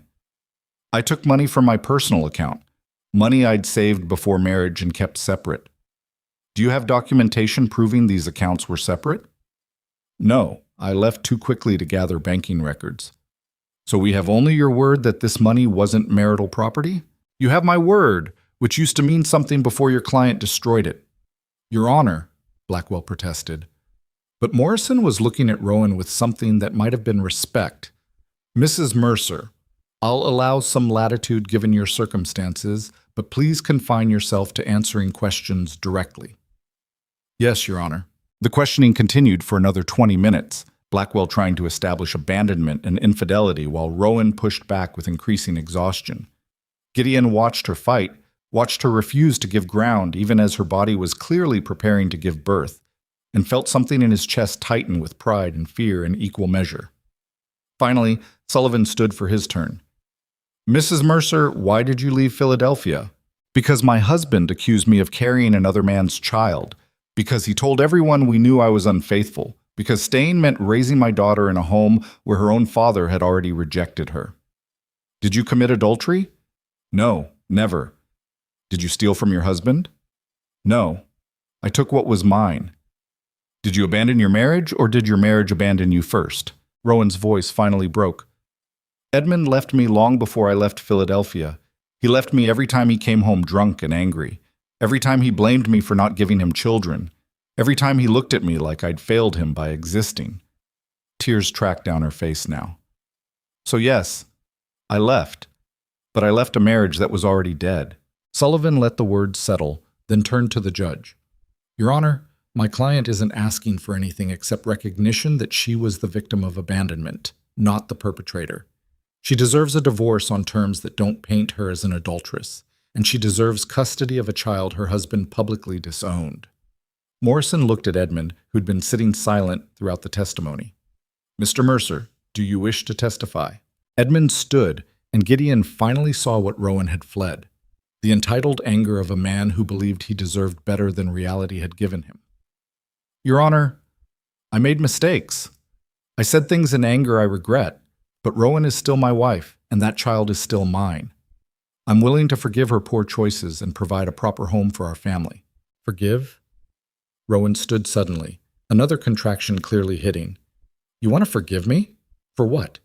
For surviving your cruelty? For building a life after you threw me away? Her voice rose. You don't get to forgive me, Edmund. You don't get to rewrite history because abandoning your pregnant wife made you look bad. Mrs. Mercer, Morrison began. But Rowan wasn't finished. This child is mine. I carried her through every one of your accusations.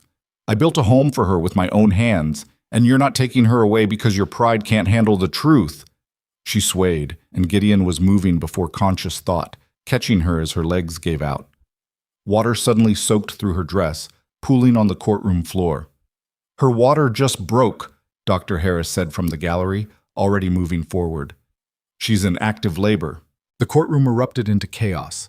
Morrison was banging his gavel, calling for order. Edmund was on his feet, shouting something about Rowan staging a scene. And Rowan was gripping Gideon's arm hard enough to bruise, breathing hard through a contraction that was clearly stronger than anything before. We need to get her to a hospital, Harris said, reaching them. No. Rowan's voice came out fierce despite the pain. Not until the judge rules. Edmund's not taking her while... She gasped as another contraction rolled through, too close to the last one. Morrison banged his gavel harder. This hearing is adjourned until Mrs. Mercer receives proper medical attention. Court will reconvene when, Rule now. Gideon's voice cut through the noise, surprising himself. Your Honor, if you adjourn, if you make her wait, Edmund's lawyers will use every hour to build more obstacles. Rule now while you've heard the truth from both sides. Young man, I will not be told how to run my courtroom. Oh. Then don't let Edmund Mercer run it for you. Gideon held the judge's gaze. You've heard everything you need to hear. A woman who fought hard enough to testify while in labor, or a man who wants to control her because he can't admit he was wrong. Make your ruling. Morrison stared at him for a long moment. Then his gaze moved to Rowan, still held upright by Gideon's support, her face twisted with pain but her eyes blazing defiance. Very well, Morrison said finally. This court finds that Mr. Mercer's initial grounds for divorce were filed in bad faith. The accusations of adultery are unsubstantiated. Mrs. Mercer's departure constituted reasonable separation given the circumstances. He paused. The divorce is granted on grounds of irretrievable breakdown, with custody of the minor child to be determined by Mrs. Mercer's primary residence.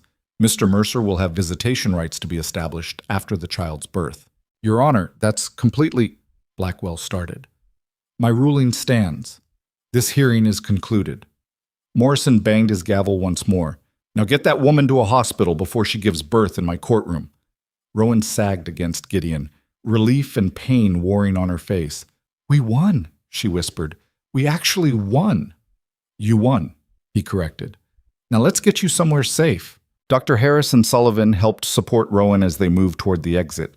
Behind them, Edmund stood frozen at his table, looking like a man watching his carefully constructed story collapse. This isn't over, he called out as they reached the door. I'll appeal. You'll do nothing, Rowan said, turning to face him one last time. You lost, Edmund.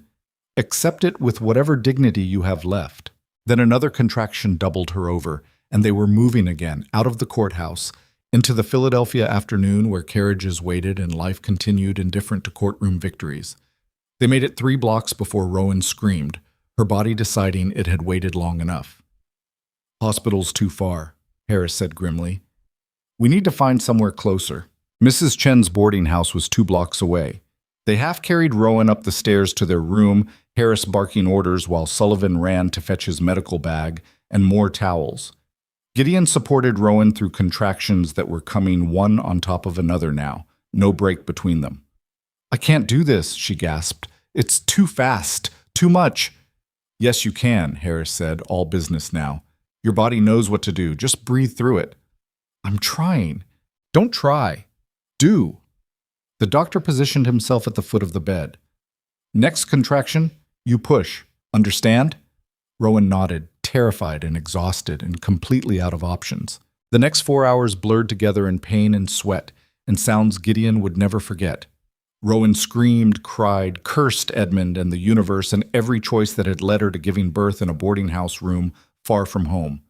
Harris coached her through with clinical efficiency, while Gideon held her hand and whispered encouragement that felt useless against the brutality of what her body was doing. Then, just as the Philadelphia evening faded toward night, a different sound filled the room.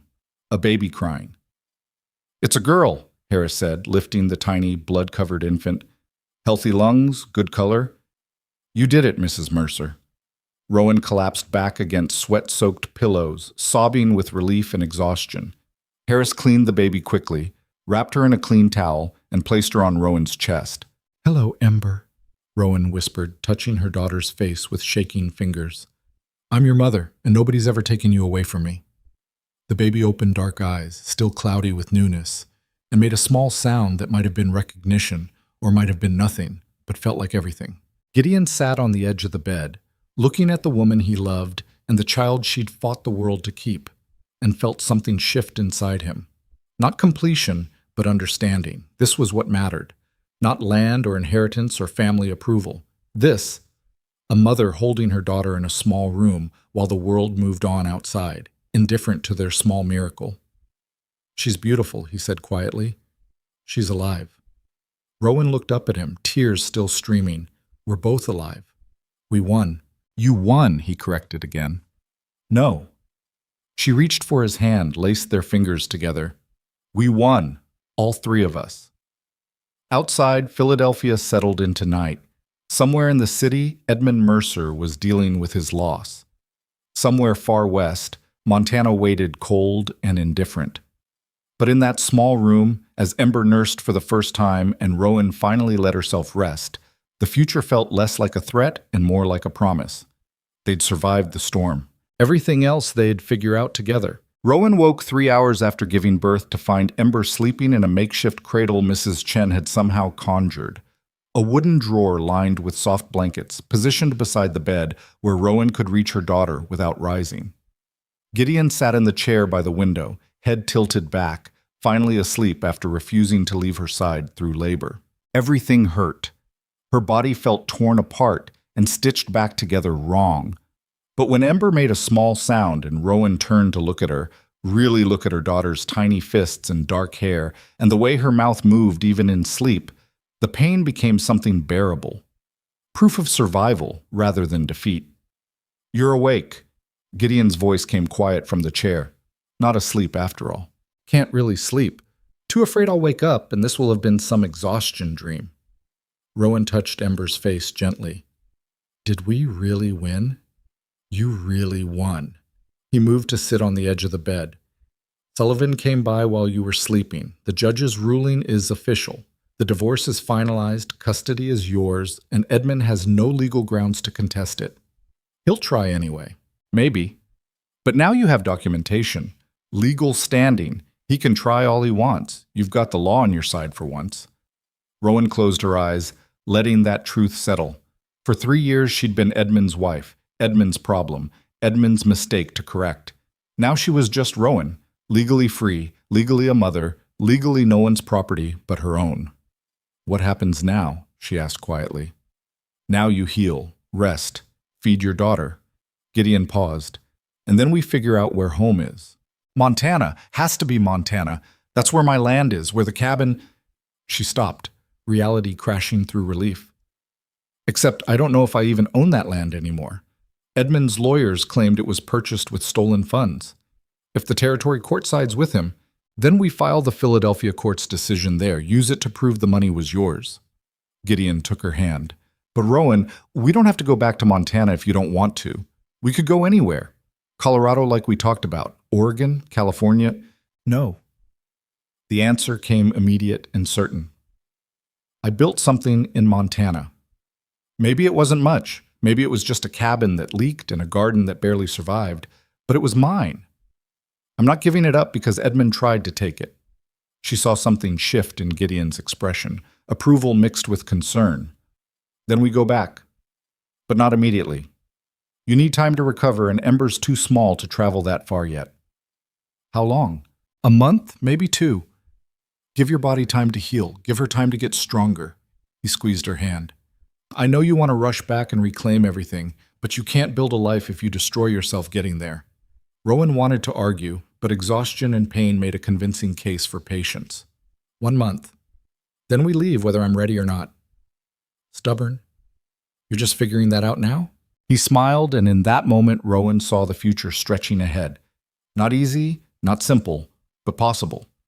They'd survived Edmund's legal assault. They'd survived childbirth in a boarding house. They could survive whatever came next. Ember woke then, her small cry building toward the wail Rowan was learning meant hunger.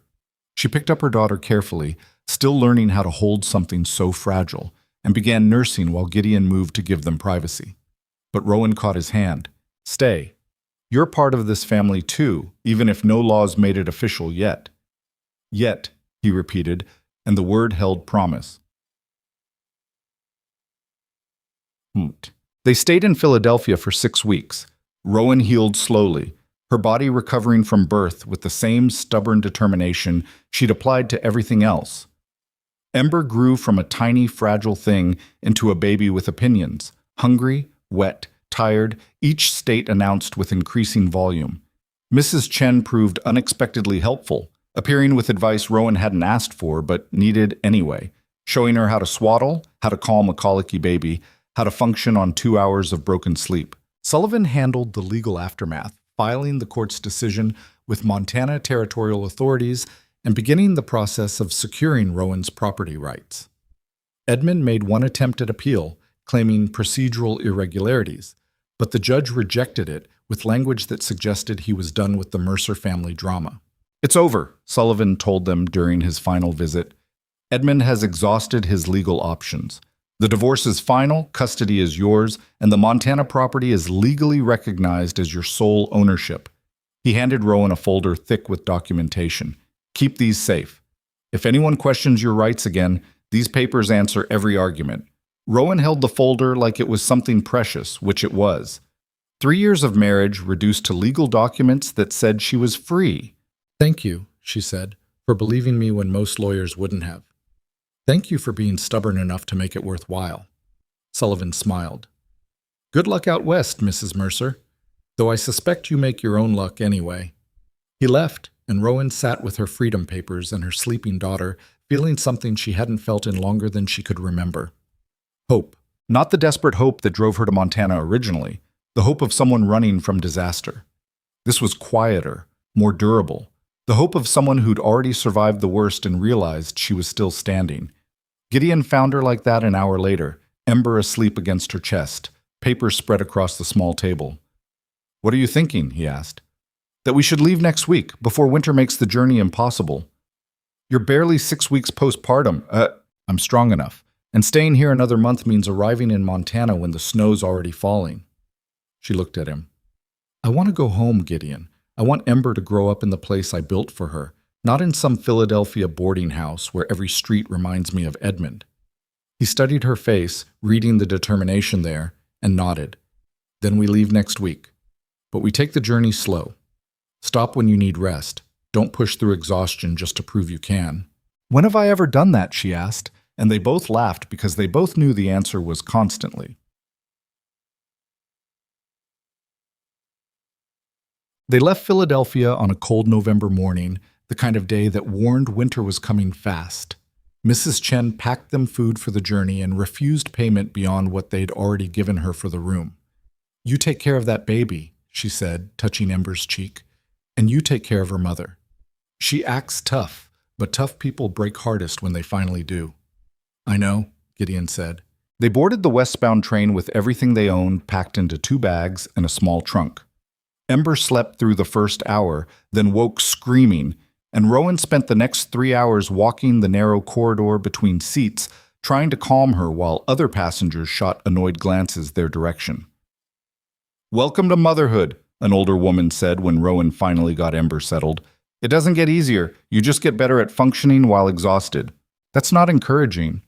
"It's not meant to be, it's meant to be honest." The woman smiled.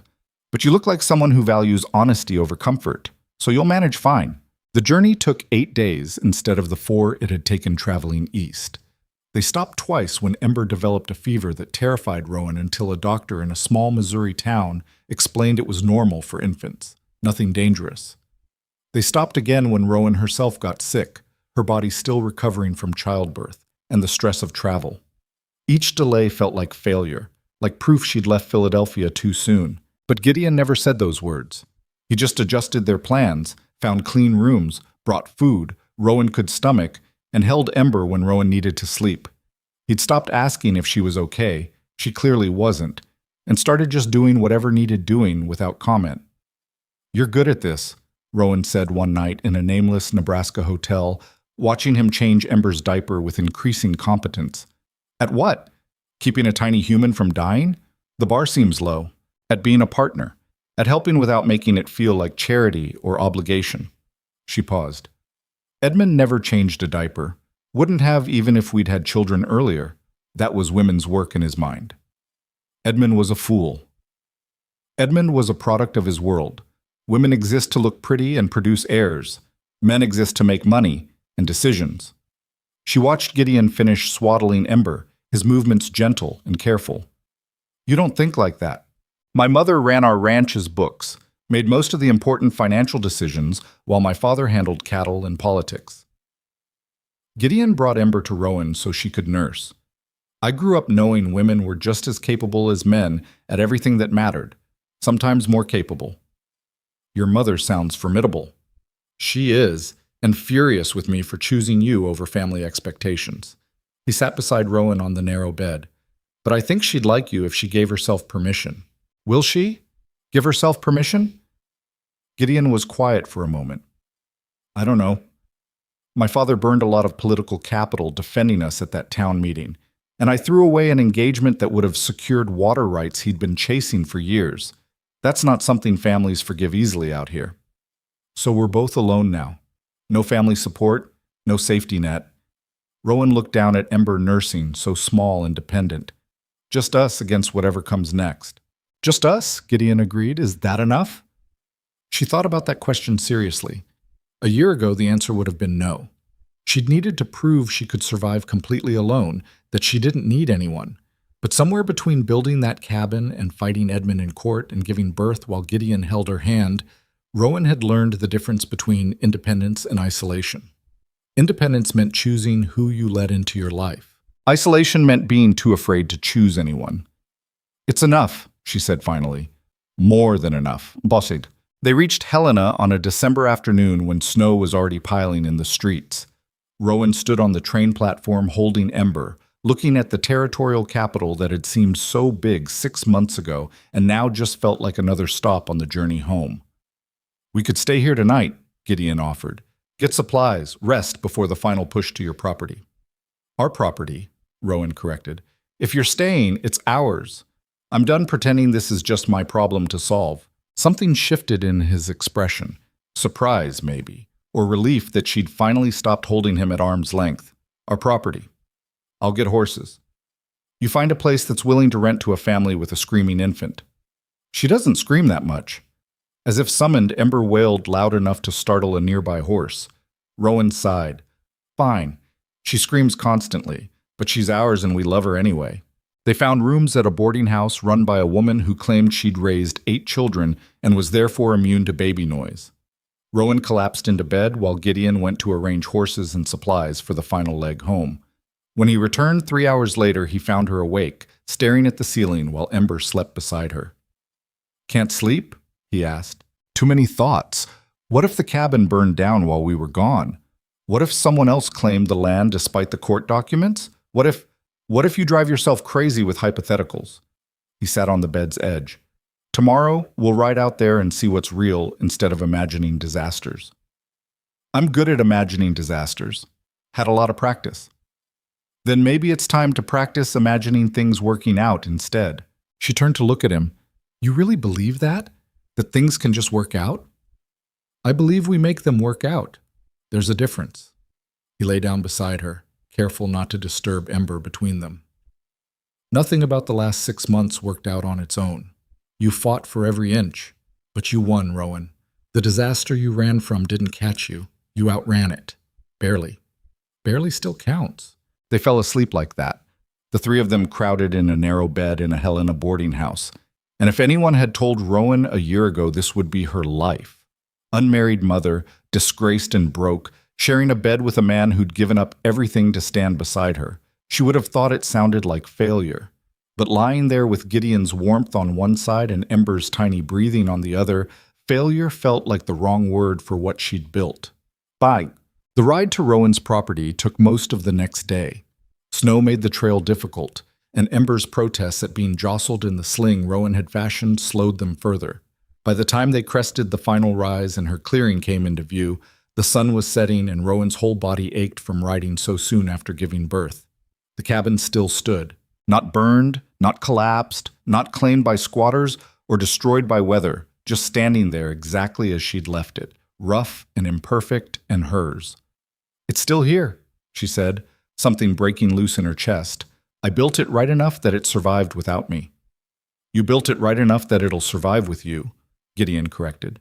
They approached slowly, and Rowan noticed details she'd been too anxious to see from a distance.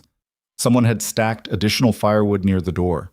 The garden plot had been turned over, prepared for spring planting, and smoke, actual smoke, was rising from her chimney. "Someone's inside," Gideon said, his hand moving to the rifle on his saddle. "Wait." Rowan studied the clearing, noticing now what she'd missed. Boot prints in the snow, recent ones, too small to be a man's. "I think I know who." She dismounted carefully, holding Ember close, and walked to the cabin door. Knocked once. The door opened to reveal Marcus Vale, Gideon's youngest brother, now looking considerably older than the 15-year-old boy she remembered. "Mrs. Mercer," he said, surprise and relief mixing on his face. "You came back." "This is my home. Of course I came back." She looked past him into the cabin's interior, seeing supplies she hadn't left, repairs she hadn't made. "How long have you been here?"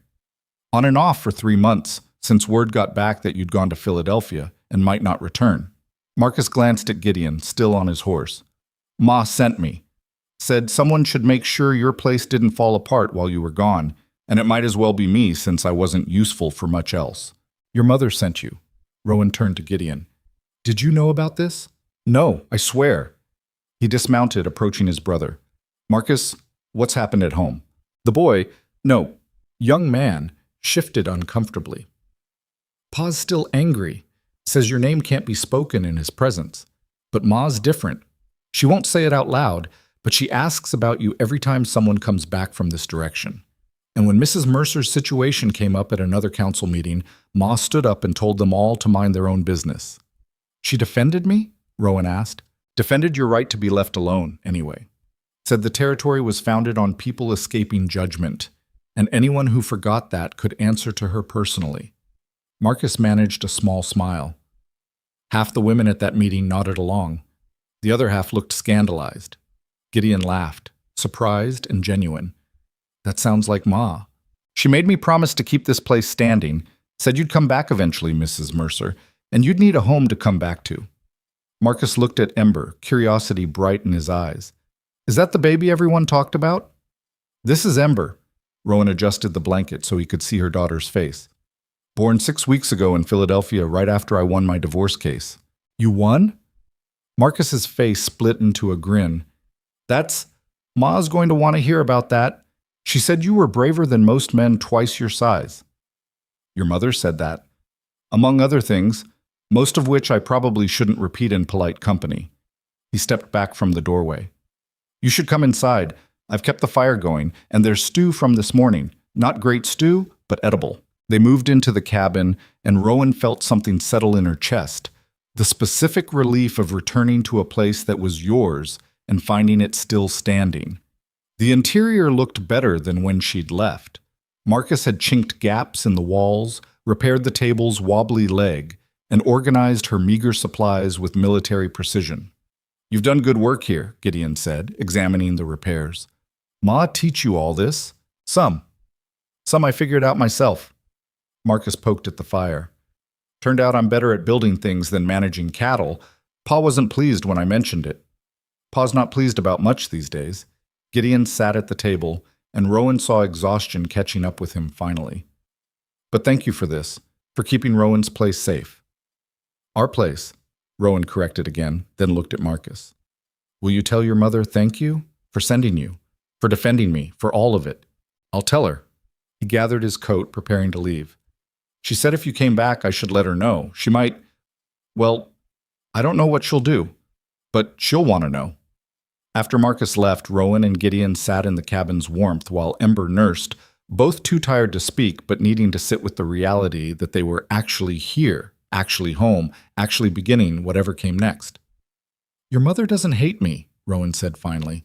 Apparently not. She sent your brother to protect my property for 3 months. Apparently so. That's... Rowan stopped, emotions too tangled to name. I don't know what to do with that. Maybe just accept it. People surprise you sometimes.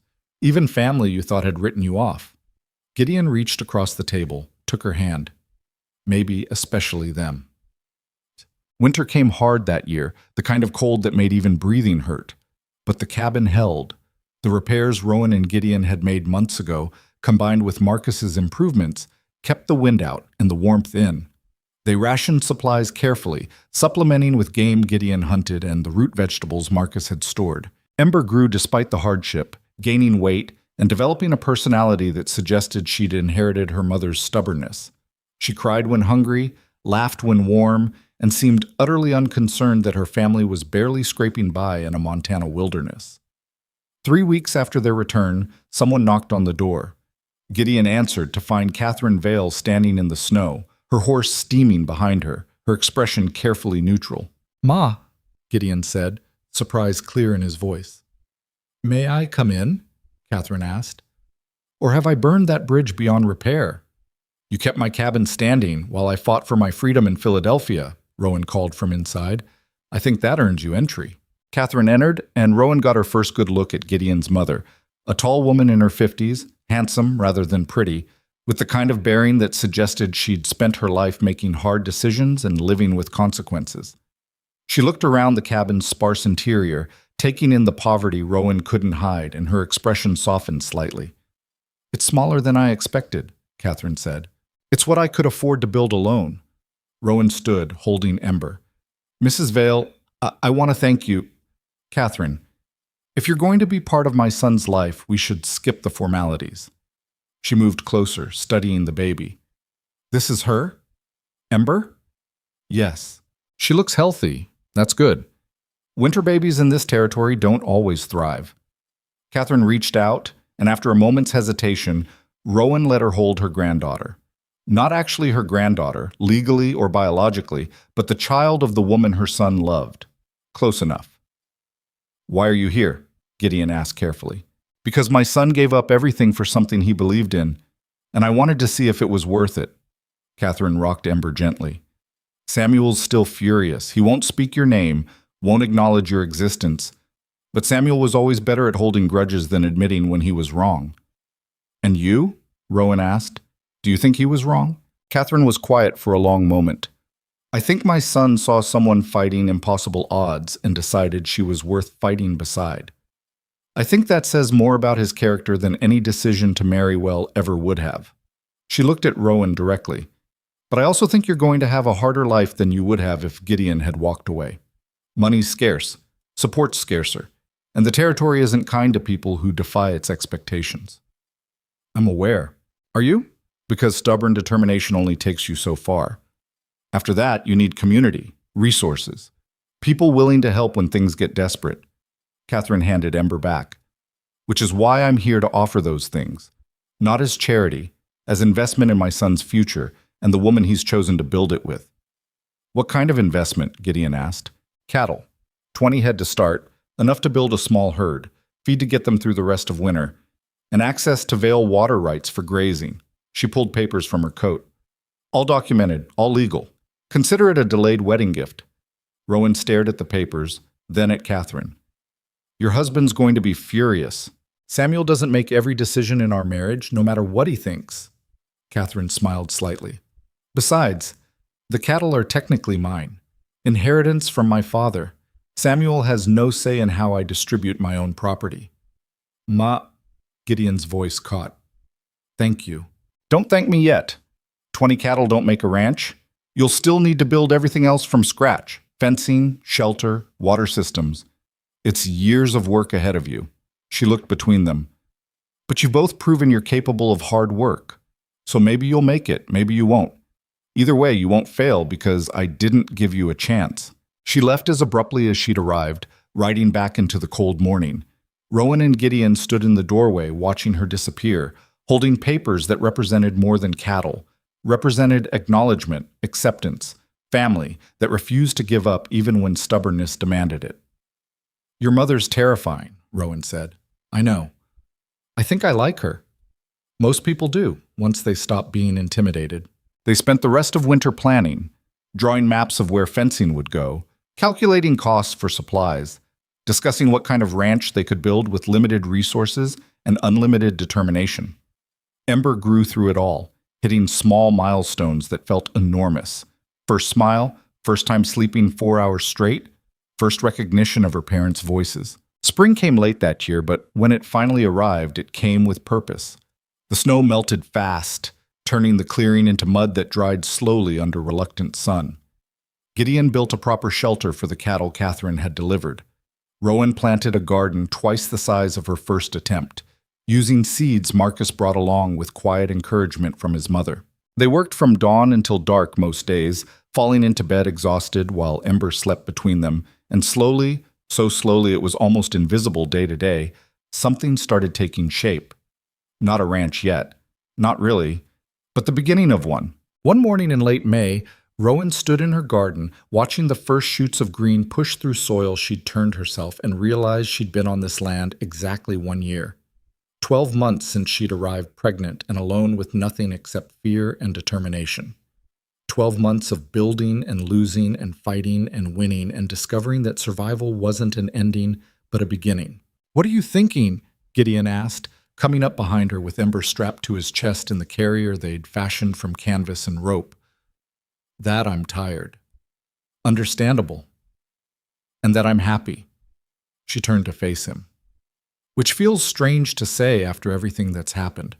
But I look at this place, this cabin we built, this garden growing, that shelter you constructed for cattle your mother gave us despite your father's fury.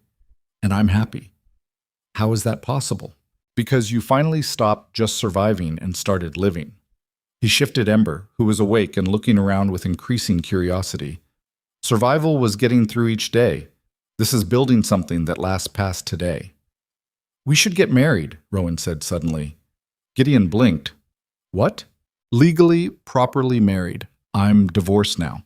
Free to marry who I choose, and I choose you. She moved closer, one hand on Ember's back. Not because I need rescuing, or because society expects it. Because I want to build this life beside you officially. Because you've stood with me through everything, and I want the world to know you're mine. That might be the least romantic proposal in history. I'm practical, not romantic. You knew that when you decided to love me. I did. He kissed her, careful not to jostle Ember. And yes, obviously yes, I'll marry you tomorrow if you want. Let's wait until summer. Give us time to make this place presentable enough for whatever family shows up. She paused. If any family shows up. Ma will come. Marcus definitely will. Some of the neighbors who decided we weren't completely scandalous. He considered. My father probably won't, but that's his loss. They were married in July on the land Rowan had built her cabin on, with James Sullivan traveling from Helena to officiate and Catherine Vale standing as witness. Samuel Vale didn't attend, but he sent a short letter that Catherine handed to Gideon that morning. It read, I don't agree with your choices, but I hope you build something worth the cost. Not forgiveness exactly, but not complete rejection either.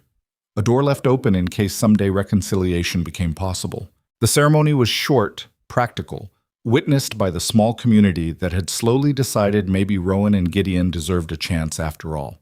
They exchanged simple vows, promises to stand together through whatever came next, to build honestly, to love imperfectly, but truly. When Sullivan pronounced them married, Ember, now 7 months old and sitting in Catherine's arms, chose that moment to clap her hands together, making everyone laugh. Even she approves, Marcus said. She doesn't have a choice, Rowan replied. We're the only family she's got. That's not quite true anymore, Catherine said quietly. She's got grandparents, an uncle, and a whole community of people who'll watch her grow up. That's more family than most children start with. The party afterward was modest, bread and butter, wild berries picked that morning, whiskey someone had brought as a gift. People ate and talked and slowly drifted away as evening approached, leaving Rowan and Gideon alone with their daughter in the clearing where everything had started. We did it, Rowan said, sitting on the cabin steps while Ember crawled in the grass between them.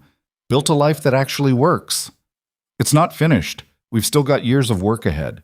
I know, but we survived the hard part. The rest is just details. Gideon pulled her close, and they watched their daughter discover grass with the same intensity Rowan had discovered she could build a cabin alone. Pure determination applied to the immediate problem at hand. Totekuk. 5 years passed. The small cabin became a larger house, still modest, but with actual rooms and windows that closed properly. The garden expanded into fields. The 20 cattle became 50, then 80. Not a massive operation, but enough to support a family and start building something permanent. Ember grew into a small, fierce person who climbed everything, asked questions constantly, and had apparently inherited both her parents' stubbornness in concentrated form. She could ride before most children could write their names, helped with ranch work more enthusiastically than competently, and had her mother's eyes and her father's optimism. Rowan stood in her kitchen one autumn morning, making breakfast while Ember helped by creating chaos with flour when she heard horses approaching. Multiple horses, which was unusual. Visitors came occasionally, but rarely in groups. She moved to the window, then called for Gideon. You should see this. He came from the bedroom where he'd been getting dressed, looked out, and went still. Samuel Vale sat on his horse at the edge of their property, looking older and somehow smaller than Gideon remembered. Catherine sat beside him, and behind them came Marcus, now 20 years old and clearly his own man rather than anyone's youngest son. Pa came, Gideon said quietly. I didn't think he ever would. You should go talk to him. Come with me. They walked out together, Gideon holding Rowan's hand, presenting a united front to whatever judgment or reconciliation Samuel had finally decided to offer. Samuel dismounted slowly, moving like a man whose body had started betraying him. He looked at the house they'd built, the fields they'd planted, the cattle grazing in the distance. Then his eyes moved to Ember, who'd followed them outside and was now hiding half behind her mother's skirts. That's her? Samuel asked. Your daughter? Yes, Rowan said. Ember Vale. Samuel absorbed this, the name choice, the claim of family. She looks healthy. She's thriving. Good. He turned to Gideon. Your mother says you've built something substantial here, that you're making it work despite starting with nothing. We've built something, Gideon corrected. Both of us, together. Samuel nodded slowly. I came to say I was wrong. Not about everything. I still think you made the hard choice instead of the easy one. But I was wrong to cut you out completely. Wrong to let pride keep me from acknowledging what you'd accomplished here. He paused. And I was wrong about your wife. She's not the disaster I predicted. She's just a woman who fought for what mattered. I know, Gideon said simply. I'd like... Samuel stopped, started again. I'd like to know my granddaughter, if you'll allow it. I understand if the answer is no. I haven't earned the right. Rowan looked at Gideon, some wordless conversation passing between them. Then she crouched down to Ember's level. This is your grandfather, she said quietly. He's been away for a while, but he'd like to meet you. Is that okay? Ember studied Samuel with 5-year-old suspicion. Will you teach me to ride better? Samuel blinked, surprised. You already ride? Mama says I ride like a sack of potatoes. I said you ride enthusiastically, Rowan corrected. The potato comment was about your posture. Can you teach me? Ember asked Samuel again.